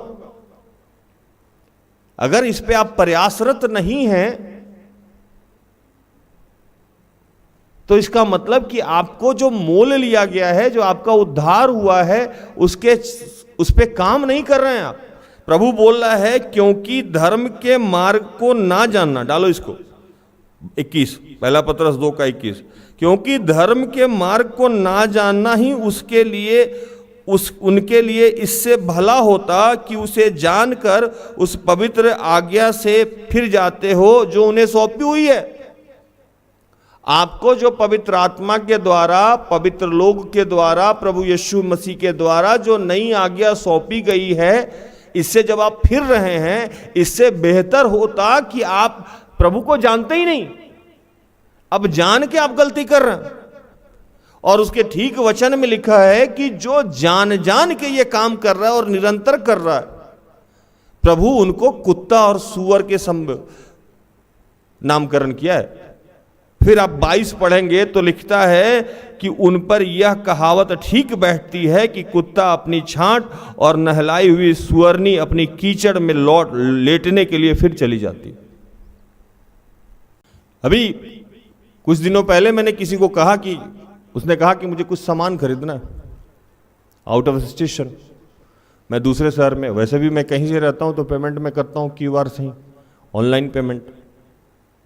मैंने उसको कहा कि चले जाओ सामान ले लेना, पेमेंट कर दूंगा मैं। उसने कहा कि नहीं, मुझे ना बहुत वहां जाके ना बहुत खराब लगता है। वो कोई अंग्रेजी का वर्ड यूज किया, एम्ब्रेसिंग, क्या बोलते हैं उसको, एम्ब्रेसिंग, कुछ बोला कुछ गलत। मैंने कहा इसमें बुरा लगने जैसा क्या है? अंग्रेजी नहीं आती है, मुझे नहीं आती तो नहीं आती, कुछ मतलब अजीब लगता है, गलत फील होता है मुझे। मैंने कहा ये गलत फील नहीं होता है, ये आपको ईगो हर्ट होता है, क्योंकि अधिकार में रहना, गार्जियनशिप में रहना अब बच्चों को अच्छा नहीं लगता। कोई आप पे हुकूमत करे आपको अच्छा नहीं लगता। कुछ दिन पहले एक बच्चा सेवकाई इसलिए छोड़ गया कि मैं उसको 3 दुकान पे भेज दिया था सामान का रेट पता करने के लिए। वो बोला कि बार बार एक ही सामान का रेट पता करने के लिए 3 जगह भेज देते। अब प्रभु का पैसा है, मैं बचाऊंगा ना। अगर आपको ये बुरा लग रहा है तो आप किसी के भी अंडर में नहीं रह सकते। लोगों को व्हाट्सएप करने में बुरा लगता है कि मैं घर पहुंच गया या पहुंच गई या निकल गया, क्यों इन्फॉर्म करें? आप पहले भी ऐसे थे, बचपन में भी ऐसे थे, अभी भी ऐसे हैं। पहले भी आप अपने मम्मी को बदतमीजी से बात करते थे और आज भी आप बदतमीजी से बात कर रहे हैं, तो नया क्या है और पुराना क्या है? कैसे लोग जानेगा कि यीशु आपके जीवन में? पहले भी आप उतना ही जोर से चिल्लाते थे और आज भी आप उतना ही जोर से चिल्लाते हैं। मुझे अच्छा लगा उस दिन वो बहन कहीं कि अब छनकते नहीं है। मैंने बाद में कहा प्रभु धन्यवाद कि कुछ तो बदलाव हुआ राज में, जो सामने वाले को दिख रहा है। यही तो प्रभु चाहता है मेरे और आपके जीवन से, कि कुछ तो बदलाव हो जो लोगों को दिखे। अगर आपके जीवन में या मेरे जीवन में लोगों को बदलाव ही नहीं दिख रहा है तो हम यीशु मसीह में नए कैसे हो रहे हैं? उधर में हम तो तब भी वही थे, हम तो आज भी वही है। क्या बदल रहा है? बाइबल घोर के पी जाने से हम नए थोड़ी हो जाते हैं, या हम 40 दिन उपवास कर रहे हैं, या इन दिनों जैसे लोग कहते हैं कि मांस नहीं खाना है, मछली नहीं खाना है, गुड फ्राइडे को ये नहीं करना है, वो नहीं करना है, उससे आप प्रभु के स्वर्ग में नहीं प्रवेश कीजिएगा। माफ कीजिएगा मुझे। आप कितना नया हो रहे हैं, आप आचरण में, व्यवहार में, चलने में, इससे आप स्वर्ग में प्रवेश कीजिए। और प्रभु दयालु है, यीशु दयालु है, पिता दयालु है, जो आपको बार बार माफ करके आपको एंट्री दे रहा है, एक अच्छे गार्जियन की तरह, एक अच्छे पिता की तरह, कि बार बार आपकी गलती को दोहरा रहे हैं और वो बार बार क्षमा कर रहा है। वो अबोध बालक जान के, जैसे हम लोग एंजल की, जैसे हम लोग आराध्या की गलती को बार बार माफ करते हैं कि अबोध बालक है, ये सुधर जाएगा, सुधर जाएगा, सुधर जाएगा। लेकिन जब वो बालक बड़ा हो जाता है तो हम लोग माफ करना बंद कर देते हैं, जैसे कविता हो गई, जैसे उन्नति हो गई। क्यों? तो अब इस चीज का ज्ञान हो गया है, अच्छे और बुरे का ज्ञान हो गया है। अब अगर हम माफ कर रहे हैं, अब अगर हम इग्नोर कर रहे हैं, तो इसका मतलब कि हम उसके विनाश को ही कर रहे हैं।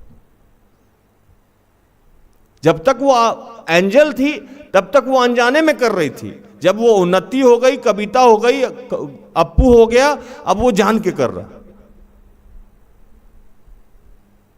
तो प्रभु कह रहे हैं कि अब जो काम आप कर रहे हैं, अब जो गलती कर रहे हैं, आप जान के कर रहे हैं, अपने ईगो को सेटिस्फाइड करने के लिए, अपने आप को, अपना सेल्फ रिस्पेक्ट बचाने के लिए, अपना भड़ास निकालने के लिए, अपनी अभिलाषाओं के लिए, अपनी इच्छाओं के लिए। याकूब 4 में लिखता है, पढ़िए 1 से 4। तुम में लड़ाइयाँ और झगड़े कहाँ से आ गए? क्या उन सुख विलासों से नहीं जो तुम्हारे अंगों में लड़ते भिड़ते हैं? तुम लालसा रखते हो और तुम्हें मिलता नहीं, इसलिए तुम हत्या करते हो। तुम डाह करते हो और कुछ प्राप्त नहीं कर पाते, तो तुम झगड़ते और लड़ते हो।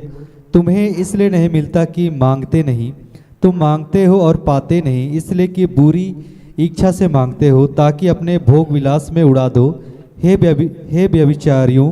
व्यभिचारिणियों, क्या तुम नहीं जानते कि संसार से मित्रता करनी परमेश्वर से बैर करना है? अतः जो कोई संसार का मित्र होना चाहता है वह अपने आप को परमेश्वर का बैरी बनाता है। कह रहे हैं कि आप में जो गुस्सा आ रहा है वो इसलिए आ रहा है कि आप जो चाह रहे हैं वो नहीं हो रहा है, इसलिए लड़ते आप झगड़ते हैं। मतलब अपने आप को सेटिस्फाइड करने के लिए।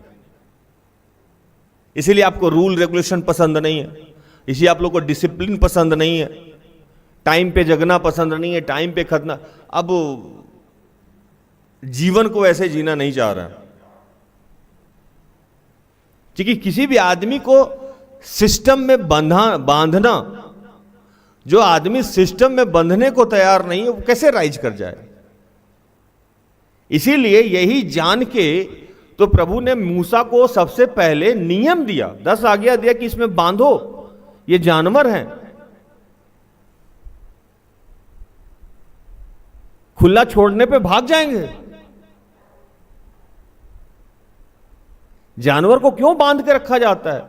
क्योंकि वो दिशाहीन है, उसको कुछ पता ही नहीं है कि हमको दाएं जाना है बाएं जाना है। किसी के खेत में चढ़ जाएगा, किसी के घर में घुस जाएगा, किसी गाड़ी के नीचे आ जाएगा, किसी को मार देगा। इसीलिए बांधने की प्रवृत्ति हुई। हम इंसान को रूल रेगुलेशन में प्रभु इसलिए बांधा ताकि हम सुधर जाए, ताकि हमारा सिस्टमेटिक सारा काम हो। इसलिए छोटे बच्चों को सुबह में स्कूल में डाला जाता है, शाम में भी स्कूल जा सकता था लोग। तो सृष्टि का एक नियम है, सूर्योदय के साथ जगना, सूर्योदय के साथ सोना, सूर्यास्त के साथ सोना। इसीलिए मॉर्निंग स्कूल की प्रथा चलाई गई ताकि बच्चा किशोरी अवस्था में टूटे, टाइम से जगे, टाइम से जाए। 7 घंटा 8 घंटा का स्कूल इसलिए कराया जाता है ताकि अभी से उसकी हैबिट हो जाए 8 घंटा की ड्यूटी करने की। वो बचपन में वो सारा चीज डाला जा रहा है जो जवानी में आपको जरूरत होगी। लेकिन आजकल के माँ बाप अपने बच्चों को समझ ही नहीं रहे, इतना ना लिबरल हो गए कि उनको लग ही नहीं रहा है कि उनके बाद भी उनके बच्चों का कुछ होना है। हर चीज के पीछे एक रीजन है,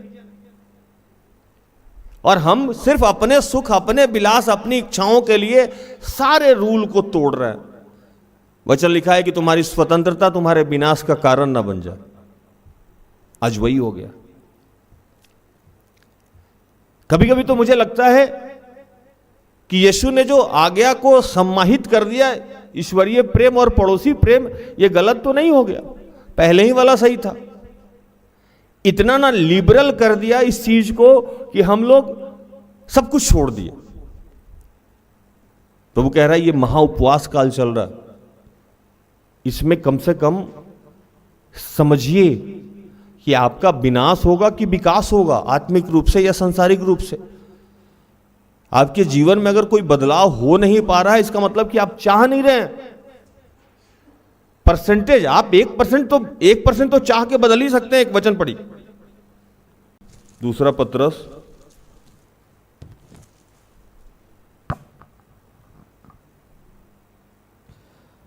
प्रभु अपनी प्रतिज्ञा के विषय में देर नहीं करता, जैसी देर कुछ लोग समझते हैं, पर तुम्हारे विषय में धीरज धरता है और नहीं चाहता कि कोई नष्ट हो, वरन यह कि सबको मन फिराव का अवसर मिले।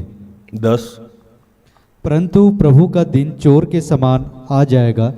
उस दिन आकाश बड़ी हड़हड़ाहट के शब्द से जाता रहेगा और तत्व बहुत ही तप्त होकर पिघल जाएंगे और पृथ्वी और उस पर के काम जल जाएंगे। कह रहा है प्रभु के दिन चोर की तरह आएगा और आप पे जो देर किया जा रहा है, लिखता है कि प्रभु अपनी प्रतिज्ञा के विषय में देर नहीं करता है, जैसा देर कुछ लोग समझते हैं, पर तुम्हारे विषय में धीरज धरता है वो, और नहीं चाहता है कि कोई नष्ट हो, वरन सबको मन फिराव का अवसर मिले। कयामत इसीलिए रोका गया है कि वो चाह रहा है कि विश्व का हर आदमी मन फिरा ले, हर आदमी अपने आप को अंगीकार कर ले, ताकि सबको स्वर्ग जाए। और उसी प्रकार हमारे और आपके जीवन की हर गलतियों को वो माफ कर रहा है, इग्नोर कर रहा है, इसलिए कि वो चाहता है कि आप शायद बदल जाए, शायद बदल जाए, शायद बदल जाए, शायद बदल जाए, शायद बदल जाए। इसी चक्कर में वो आपको समय दे रहा है।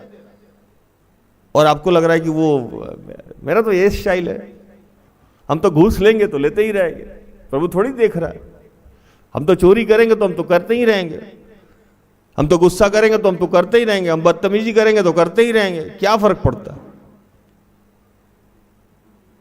उसके धीरज को, उसके धैर्य को हमने उसकी मूर्खता समझ ली है। एक सर्वे हुआ कि जितने टीनेजर हैं वो सब अपने मम्मी पापा को मूर्ख समझते हैं।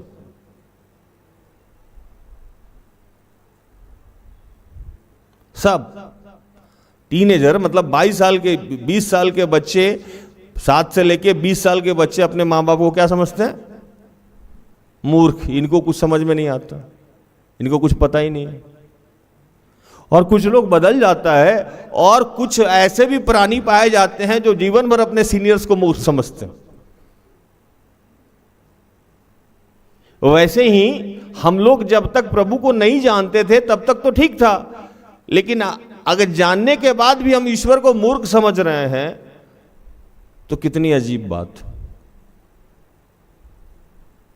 हम उसके प्रतिज्ञाओं पे विश्वास नहीं करते। हम ये नहीं समझते हैं कि अगर घर में एक धर्मी हो तो पूरा घर बच जाएगा, ये हमारे दिमाग में नहीं है। हम उसके प्रतिज्ञाओं पे संदेह करते हैं। अगर हम उसकी प्रतिज्ञाओं पे संदेह नहीं करते तो हम पाप कम करते। हुसैन भाई, अगर हमारा ये मानना रहता है, जैसे मैं मानता हूं कि अगर मैं प्रभु के मार्ग पर रत्ती भर भी चलने का प्रयास करूं तो उससे उन्नति को और साक्षी को फायदा होना।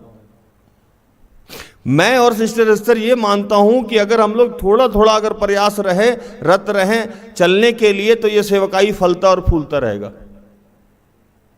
दुर्बलताएं मेरे अंदर भी है, उनके अंदर भी है, लेकिन दुर्बलताएं अलग चीज है, कर्तव्य निष्ठा अलग चीज है।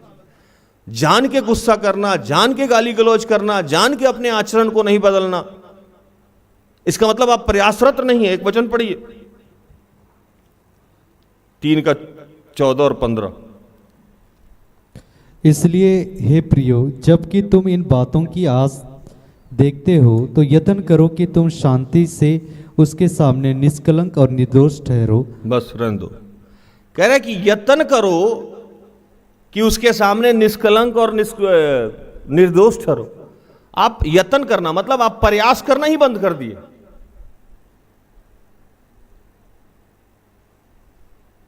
यूं ही किसी की जय जयकार नहीं होती, कोशिश करने वाले की कभी हार नहीं।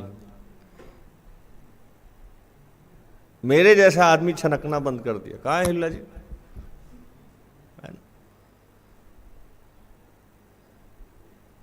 है कि नहीं? इसका मतलब प्रयासरत है हम लोग। ऐसा नहीं है कि अभी गुस्सा नहीं आता, आता है। उसका रेशियो घटते जा रहा है।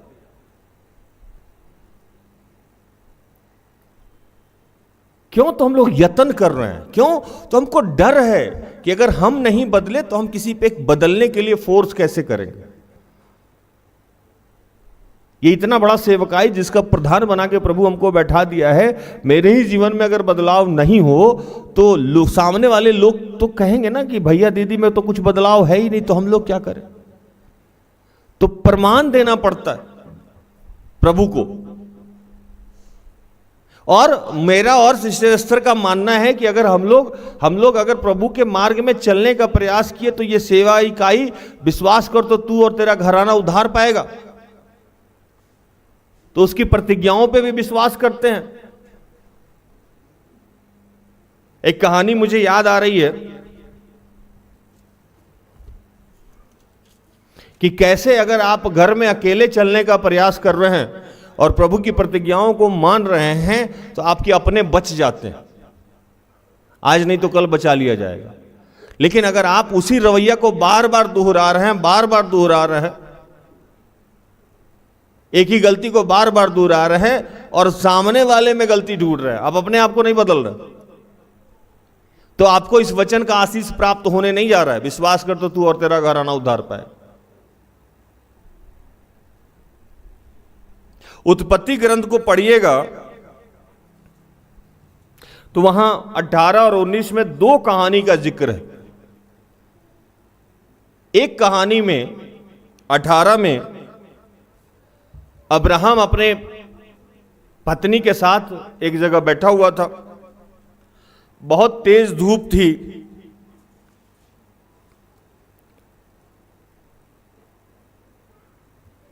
और 3 पुरुष उसके सामने आके खड़ा हो गया दोपहर का समय। उत्पत्ति 18, 3 पुरुष उसके सामने आके खड़ा हो गया। चिलचिलाती धूप थी, खड़े हो गए तीनों के तीनों पुरुष। अब्राहम ने उनसे रिक्वेस्ट किया कि घर में आइए, पानी वानी पीजिए, फिर चले जाइएगा। पानी पीने के लिए बहुत इंसिस्ट किया तो पानी पीने बैठ गया लोग। फिर खाना वाना भी बना, सारा खाना बनाई, अब्राहम की पत्नी का नाम सारा, खाना वाना बनाई। दोनों ही बहुत बूढ़े। अब्राहम की उस समय तकरीबन उम्र 75 साल की थी और सारा भी 65-70 साल की होंगी।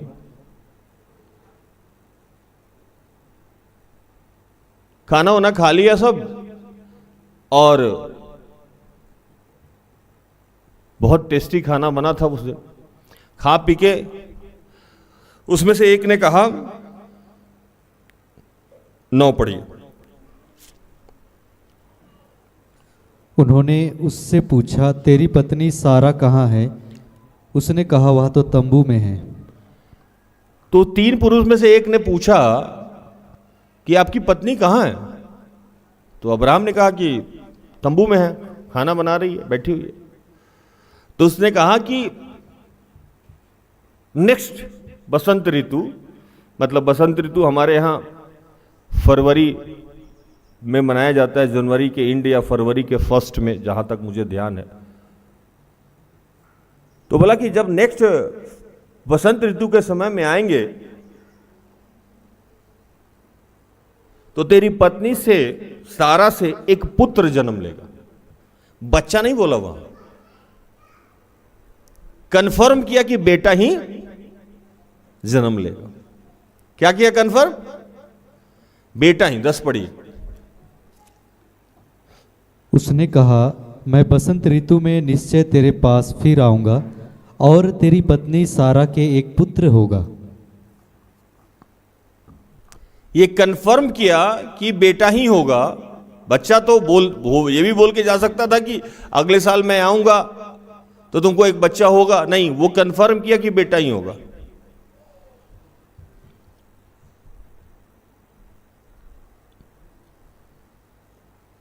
सारा ना हंस दी।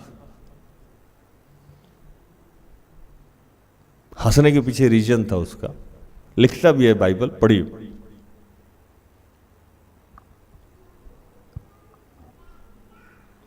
बारह 11-12। अब्राहम और सारा दोनों बहुत बूढ़े थे और सारा का मासिक धर्म बंद हो गया था। इसलिए सारा मन में हंसकर कहने लगी, मैं तो बूढ़ी हूँ और मेरा पति भी बूढ़ा है, तो क्या मुझे यह सुख होगा? लिखता है कि सारा मन में हंसी, मुंह से नहीं हंसी, मतलब उसके चेहरे पे स्माइल नहीं आया, मन में हंसी। और प्रभु अंतःकरण को देखने वाला है, प्रभु हमारे मनों को जांचने वाला परमेश्वर है। मन में हंसी, मुंह से नहीं हंसी। और मन में हंस के ये विचार भी कर ली कि मेरा पति तो बूढ़ा हो गया है, मतलब ये शारीरिक संबंध बनाने के लायक भी नहीं है, और मेरा तो मासिक धर्म खत्म समाप्त हो गया है। तो विज्ञान के अनुसार, बायोलॉजी के अनुसार मासिक धर्म बंद होने के बाद कोई भी औरत मां नहीं बनती है।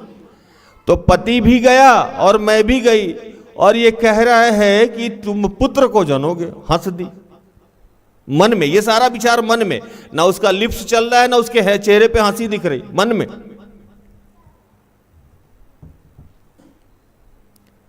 ये बात देख लिया और ईश्वर ने उसको सो कॉज नोटिस कर दिया, तुम हंसी क्यों? पढ़िए 13। तब यहोवा ने अब्राहम से कहा, सारा यह कहकर क्यों हंसी कि क्या मेरे जो इतनी बूढ़ी हो गई हूं सचमुच एक पुत्र उत्पन्न होगा?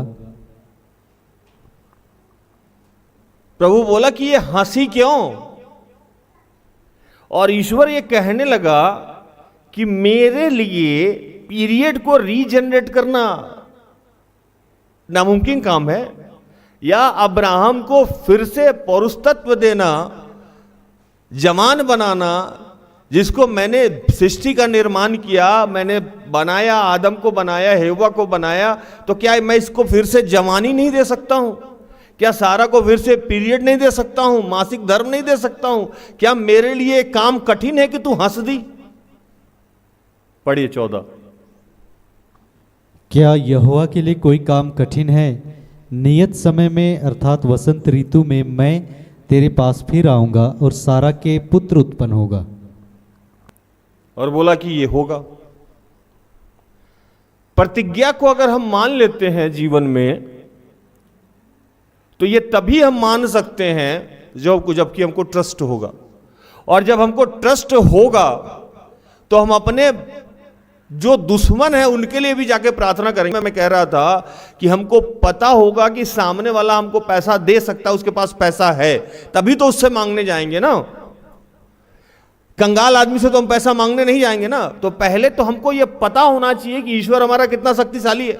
अब्राहम को यह पता था कि ईश्वर शक्तिशाली है और ईश्वर कुछ भी कर सकता है। सारा कंफ्यूजन में थी। कभी सारा और अब्राहम की कहानी प्रभु मुझे सुनाने के लिए सामर्थ्य दिया तो और भी कभी सुनाएंगा, आज वो टॉपिक नहीं। सारा कंफ्यूजन में थी, अब्राहम कंफ्यूजन में नहीं था। और वहां एक अद्भुत घटना घटी कि वहां से ये तीनों और यहोवा आगे बढ़ा, तो यहोवा ने अपने उन तीनों लोगों को कहा कि कुछ बात को अब्राहम को मत बताना। भैया क्या नहीं बताना? कुछ कोई चीज प्रकट नहीं करना। पढ़ो एक वचन 17।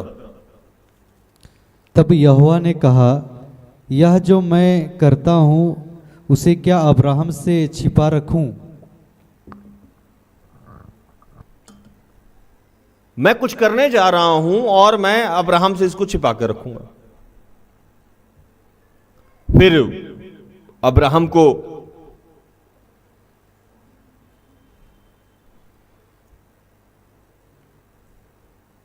बता दिया और वहां एक कहानी बताया गया कि मैं एक शहर को नाश करने जा रहा हूं। मतलब यहां से वो लोग उठ के कहां जा रहा था? तीनों वो लोग जा रहा था, नाम भी उच्चारण करने में दिक्कत होता, सदोम और अमोरा।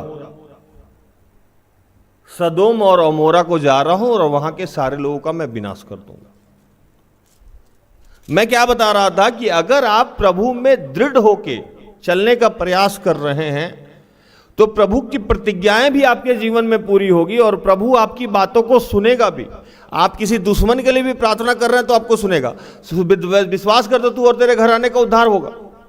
ये नहीं कि सिर्फ स्वर्ग की बात हो रही है यहां।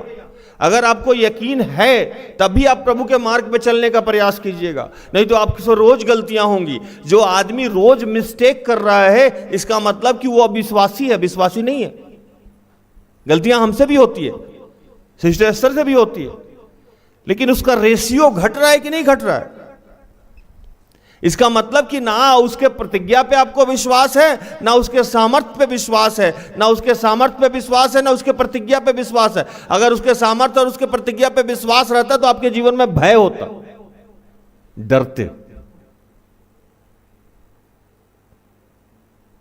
डरते आप। और अगर आपके पास डर रहता तो आप दूसरे के लिए भी प्रार्थना कीजिएगा तो आपकी सुनी जाएगी। अब ये अब्राहम प्रभु के पास जाके सामने खड़ा हो गया, यहोवा के सामने खड़ा हो गया। बताओ कितना ट्रस्ट था अब्राहम को अपने ऊपर और ईश्वर के ऊपर कि ईश्वर मेरी बात सुनेगा। 22-23। तब वे पुरुष वहां से मुड़ के सदोम की ओर जाने लगे, पर अब्राहम यहोवा के आगे खड़ा रहा। तब अब्राहम उसके समीप जाकर कहने लगा, क्या तू सचमुच दुष्ट के संग धर्मी कभी नाश करेगा? तीनों तो चले गए और यहोवा के आगे अब्राहम जाके खड़ा हो गया। रुकिए भाई, जाइएगा नहीं। इश्क देखिए अब्राहम का, यहोवा ट्रस्ट देखिए कि प्रभु आप जहां जा रहे हैं नाश करने, वहां के सारे लोग तो अधर्मी नहीं हो सकते हैं ना। अगर कुछ लोग भी धर्मी होंगे तो क्या आप नाश कर दीजिएगा? और वहां आर्गुमेंट चल रहा है।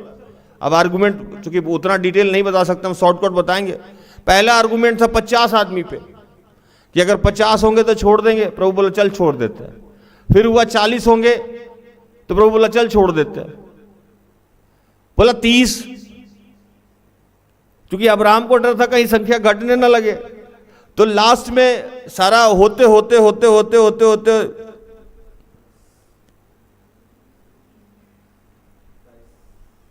20 लिखता है। 31 पढ़िए। फिर उसने कहा, हे प्रभु सुन, मैंने इतनी ढिठाई तो की है कि तुझसे बातें करूं, कदाचित उसमें 20 मिले। उसने कहा, मैं 20 के कारण भी उसका नाश ना करूंगा। और प्रभु से वो वादा ले लिया। जब आप प्रभु के मार्ग में चलने का प्रयास करते हैं, आज भी हमें अब्राहम की संतान कहा जाता है। आज भी हमारे पूर्वज अब्राहम है। एक आदमी प्रभु के मार्ग में चलने का प्रयास किया, एक आदमी प्रभु के प्रतिज्ञाओं को मानने का प्रयास किया, तो उसकी वजह से उस समय भी लोग बचाए जा रहे थे। और आज भी हम उसी घराने से हैं, उसी के विश्वास के माध्यम से आज हमारे जीवन में कार्य हो रहा है। अगर आप रत्ती भर भी प्रभु में चलने का प्रयास कर रहे हैं तो स्वर्ग की प्राप्ति तो होगी होगी, नीचे भी आपके परिवार के लोग बचाए जाएंगे। यहां तक कि आप दूसरों के लिए भी प्रार्थना करेंगे तो आपके बचाए जाएंगे। आप एक बार अपना आचरण तो बदलने का प्रयास कीजिए।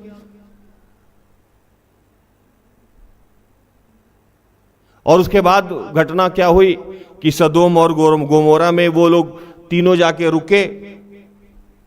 वहां जो पाप होता था वो पाप होता था कि पुरुष पुरुष के साथ शारीरिक संबंध बनाता था।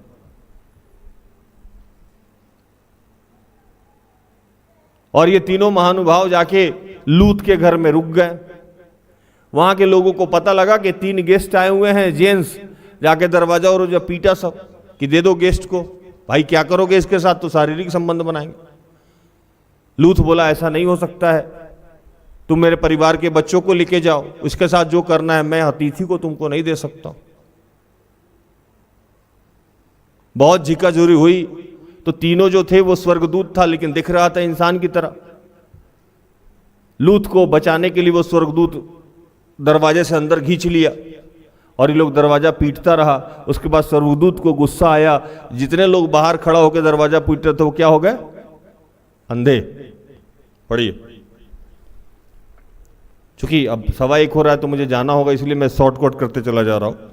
19 का 11, 10 और 11। तब उन अतिथियों ने हाथ बढ़ाकर लूत को अपने पास घर में खींच लिया और किवाड़ को बंद कर दिया। और उन्होंने क्या छोटे क्या बड़े सब पुरुषों को जो घर के द्वार पर थे अंधा कर दिया। अतः वे द्वार को टटोलते टटोलते थक गए। सब अंधा हो गया। और ये कहानी का अंत यहां नहीं हुआ। अब्राहम की प्रार्थना को प्रभु ने सुना। लूत को प्रभु वो लोग कह के गए कि भैया ये नाश होने वाला है, ये जगह तुम यहां से निकलो, और पीछे मुड़ के नहीं देखना। और लूत वहां से निकले और अब्राहम की प्रार्थना को इतनी सुनी गई थी कि प्रभु बोला कि जब तक तू इस जगह से बाहर नहीं जाएगा तब तक हम ये काम वेट करेंगे तुम्हारे लिए। क्या करेंगे? वेट करेंगे। एक वचन पढ़िए 22।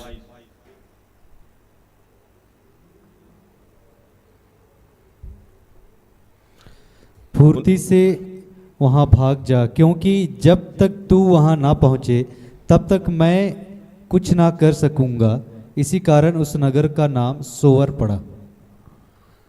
कहा कि प्रभु कह रहा है कि जब तक तू लूत यहां से भागेगा नहीं तब तक मैं कुछ नहीं करूंगा, मैं वेट करूंगा। क्यों वेट करूंगा भाई? तो अब्राहम ने रिक्वेस्ट किया था। वो अब्राहम जो प्रभु की प्रतिज्ञा को मान रहा था, संसारिक रूप से उसको दिख नहीं रहा था कि उसको बच्चा होने वाला है या उसके द्वारा बच्चा हो सकता है या उसकी पत्नी के द्वारा, वो आदर स्वागत किया, वो प्रभु की प्रतिज्ञाओं को माना, विश्वास किया, तो जाके सामने यहोवा के खड़ा हो गया कि भैया पापी को तो नाश करने जा रहा है, वहां कोई भी अगर तुमको मानने वाला उसको छोड़ देना। लूत को प्रभु इतना माना सिर्फ अब्राहम के रिक्वेस्ट पे। अगर आप और हम अपने आचरण में, अपने व्यवहार में इस महा उपवास काल में अगर बदलाव नहीं ला रहे हैं तो आपका आत्मिक विनाश तो होगा ही होगा, आपके घर वालों का, आपके परिवार का, आपके कारोबार का भी विनाश हो जाएगा।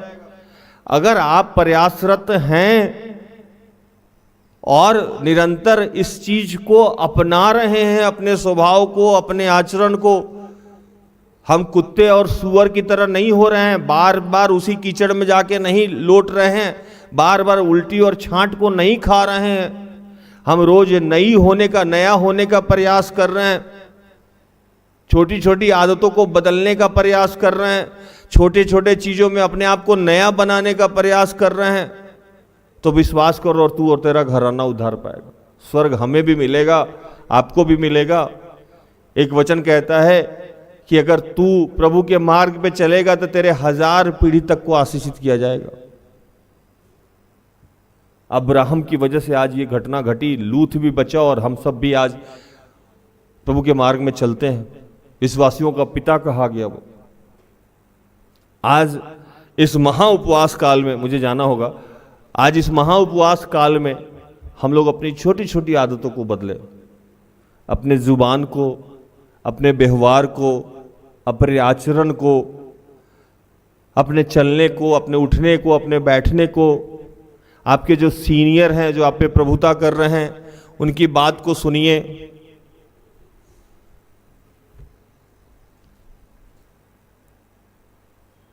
शुक्र मनाइए कि आपके जीवन में कोई डांटने वाला, बोलने वाला है, नहीं तो जिस बाग में माली नहीं होता है वो बाग बर्बाद हो जाता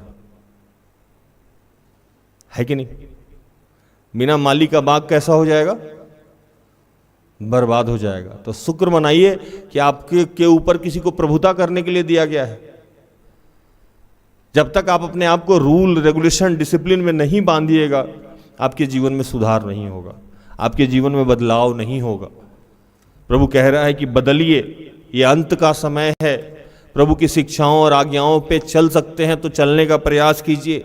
एक गलती को रोज मत दोहराइए। सुबह में वही गलती, शाम में वही गलती, दोपहर में वही गलती, रात में वही गलती।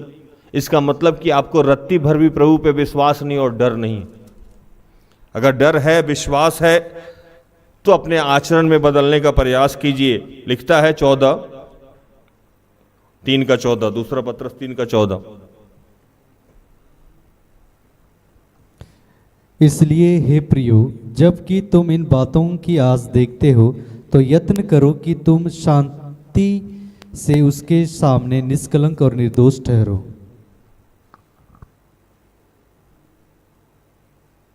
तो यत्न करना है कि हम क्या हो?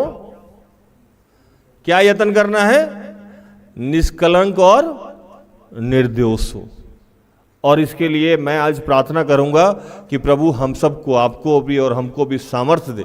जो मुझे बल देता है उसके सामर्थ्य से हम सब कुछ कर सकते हैं। प्रभु इन सारे वचनों से आप सबको और मुझे भी आशीषित करे। आमीन।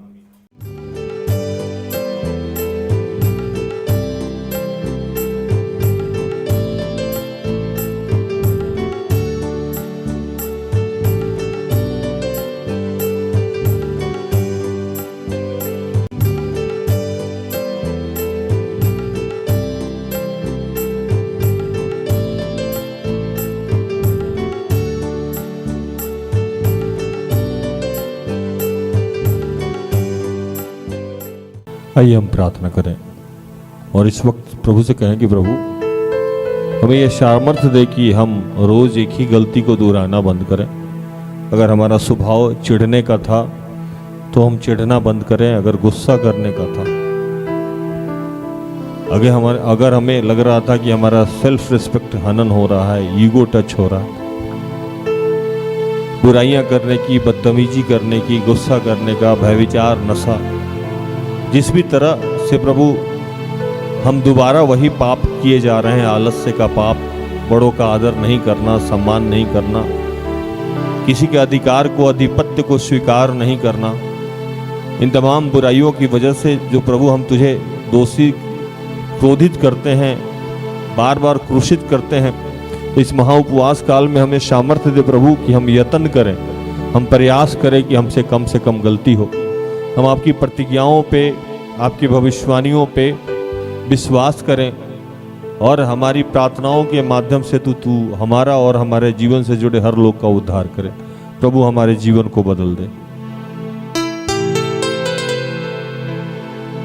पानी जीवन का तूने पिलाया, रूह पाक से तूने मिलाया, बदल दे बदल दे।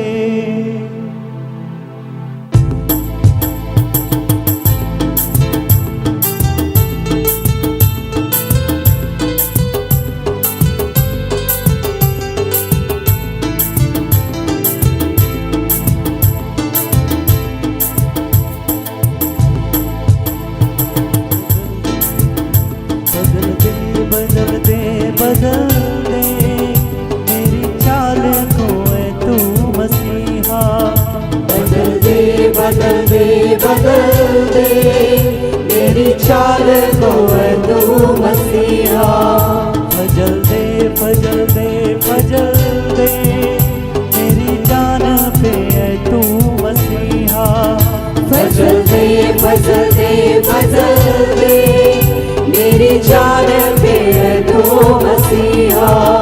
तुझको जाहिर करूं, तुझसे लिपटा रहूं, तुझको जाहिर करूं, तुझसे लिपटा रहूं, बस मुझ पे तू अपनी नजर कर ले, बदल दे बदल दे बदल दे, मेरी चाल को है तू मसीहा, बदल दे बदल दे बदल दे, मेरी चाल पे है तू मसीहा।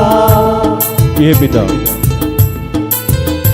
इन तमाम तेरे बच्चों के लिए और अपने आप के लिए अपने आचरण में, स्वभाव में बदलाव की मांग करते हैं। प्रभु जो हमें बल देता है उसके सामर्थ्य से हम सब कुछ कर सकते हैं। हमारे जीवन में वैसी आदतें जो आपको नापसंद है प्रभु, उसको आज से बदलिए प्रभु, अंश अंश करके बदलिए प्रभु, लेकिन बदलिए पिता, हमें सामर्थ्य दीजिए। जितने बीमार लोग हैं, जो पढ़ाई कर रहे हैं, जो नशे से ग्रसित हैं, जो कर्ज से ग्रसित हैं, जो प्रसव पीड़ा को झेल रहे हैं, जो पारिवारिक समस्या में हैं, जो विवाह के लिए इच्छुक है, जो निसंतान है, किसी भी अन्य समस्या से जूझ रहे हैं प्रभु, उनको सामर्थ्य दे, शक्ति दे कि प्रभु वो इन तमाम परिस्थितियों से निकल पाएं। मैं तमाम नौजवान के लिए प्रार्थना कर रहा हूं कि प्रभु उस जवानी के समय में अपने सृजनहार को याद करें। जितने लोग प्रभु रोजा में हैं प्रभु, जो ईद की तैयारी में कर रहे हैं, उनकी दुआओं को तूने कबूल किया है और हर घर में ईद बड़ी हर्ष और उल्लास के साथ मनाया जा रहा है। पिता हम तेरा धन्यवाद करते हैं, जहाँ भी जो भी पर्व मनाया जा रहा है प्रभु, उन तमाम पर्वों को तूने प्रभु में आशीष दिया है, हर दुर्घटना, हर बीमारी, हर समस्या से बचाया है पिता, और पूरे विश्व को तूने विश्वासी बनाया है। हम सब के आचरण को तू बदल रहा है प्रभु, हम तेरा धन्यवाद करते हैं।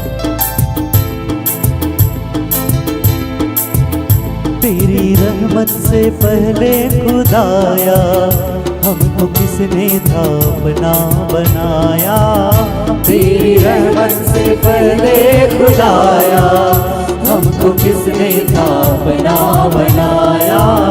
जब जहाँ हमको ठुकरा चुका था, तूने सीने से अपने लगाया, जब जहाँ हमको ठुकरा चुका था, तूने सीने से अपने लगाया। तेरी चौखट पर मैं यीशु बैठा रहूं, तेरी चौखट पे मैं यीशु बैठा रहूं, मेरे दिल में तू अपना बसर कर दे, बदल दे बदल दे बदल दे, मेरी चाल को है तो मसीहा, बदल दे बदल दे बदल दे, मेरी चाल पे है तो मसीहा।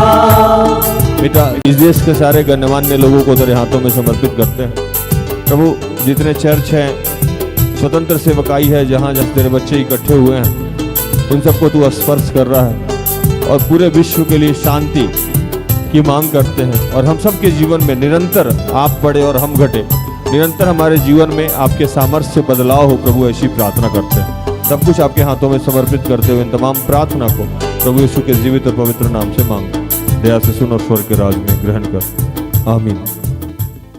तो धन्यवाद। मैं और मेरी अगुआ प्रार्थना कर रहे हैं कि आप अंश करके बदलें, और प्रभु जब न्याय के दिन आए तो हम सब वहां मिलके स्वर्ग में उसकी स्तुति करें एक साथ। मुझे इजाजत दीजिए, प्रभु आपको आशीष दे। जय यीशु साहब। सारे दिल से सारे मन से तेरी आराधना मैं करूं, तेरी आराधना मैं करूं।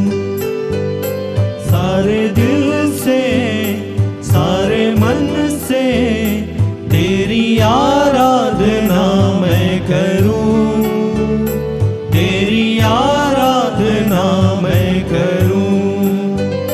सारे दिल से सारे मन से तेरी आराधना मैं करूं, तेरी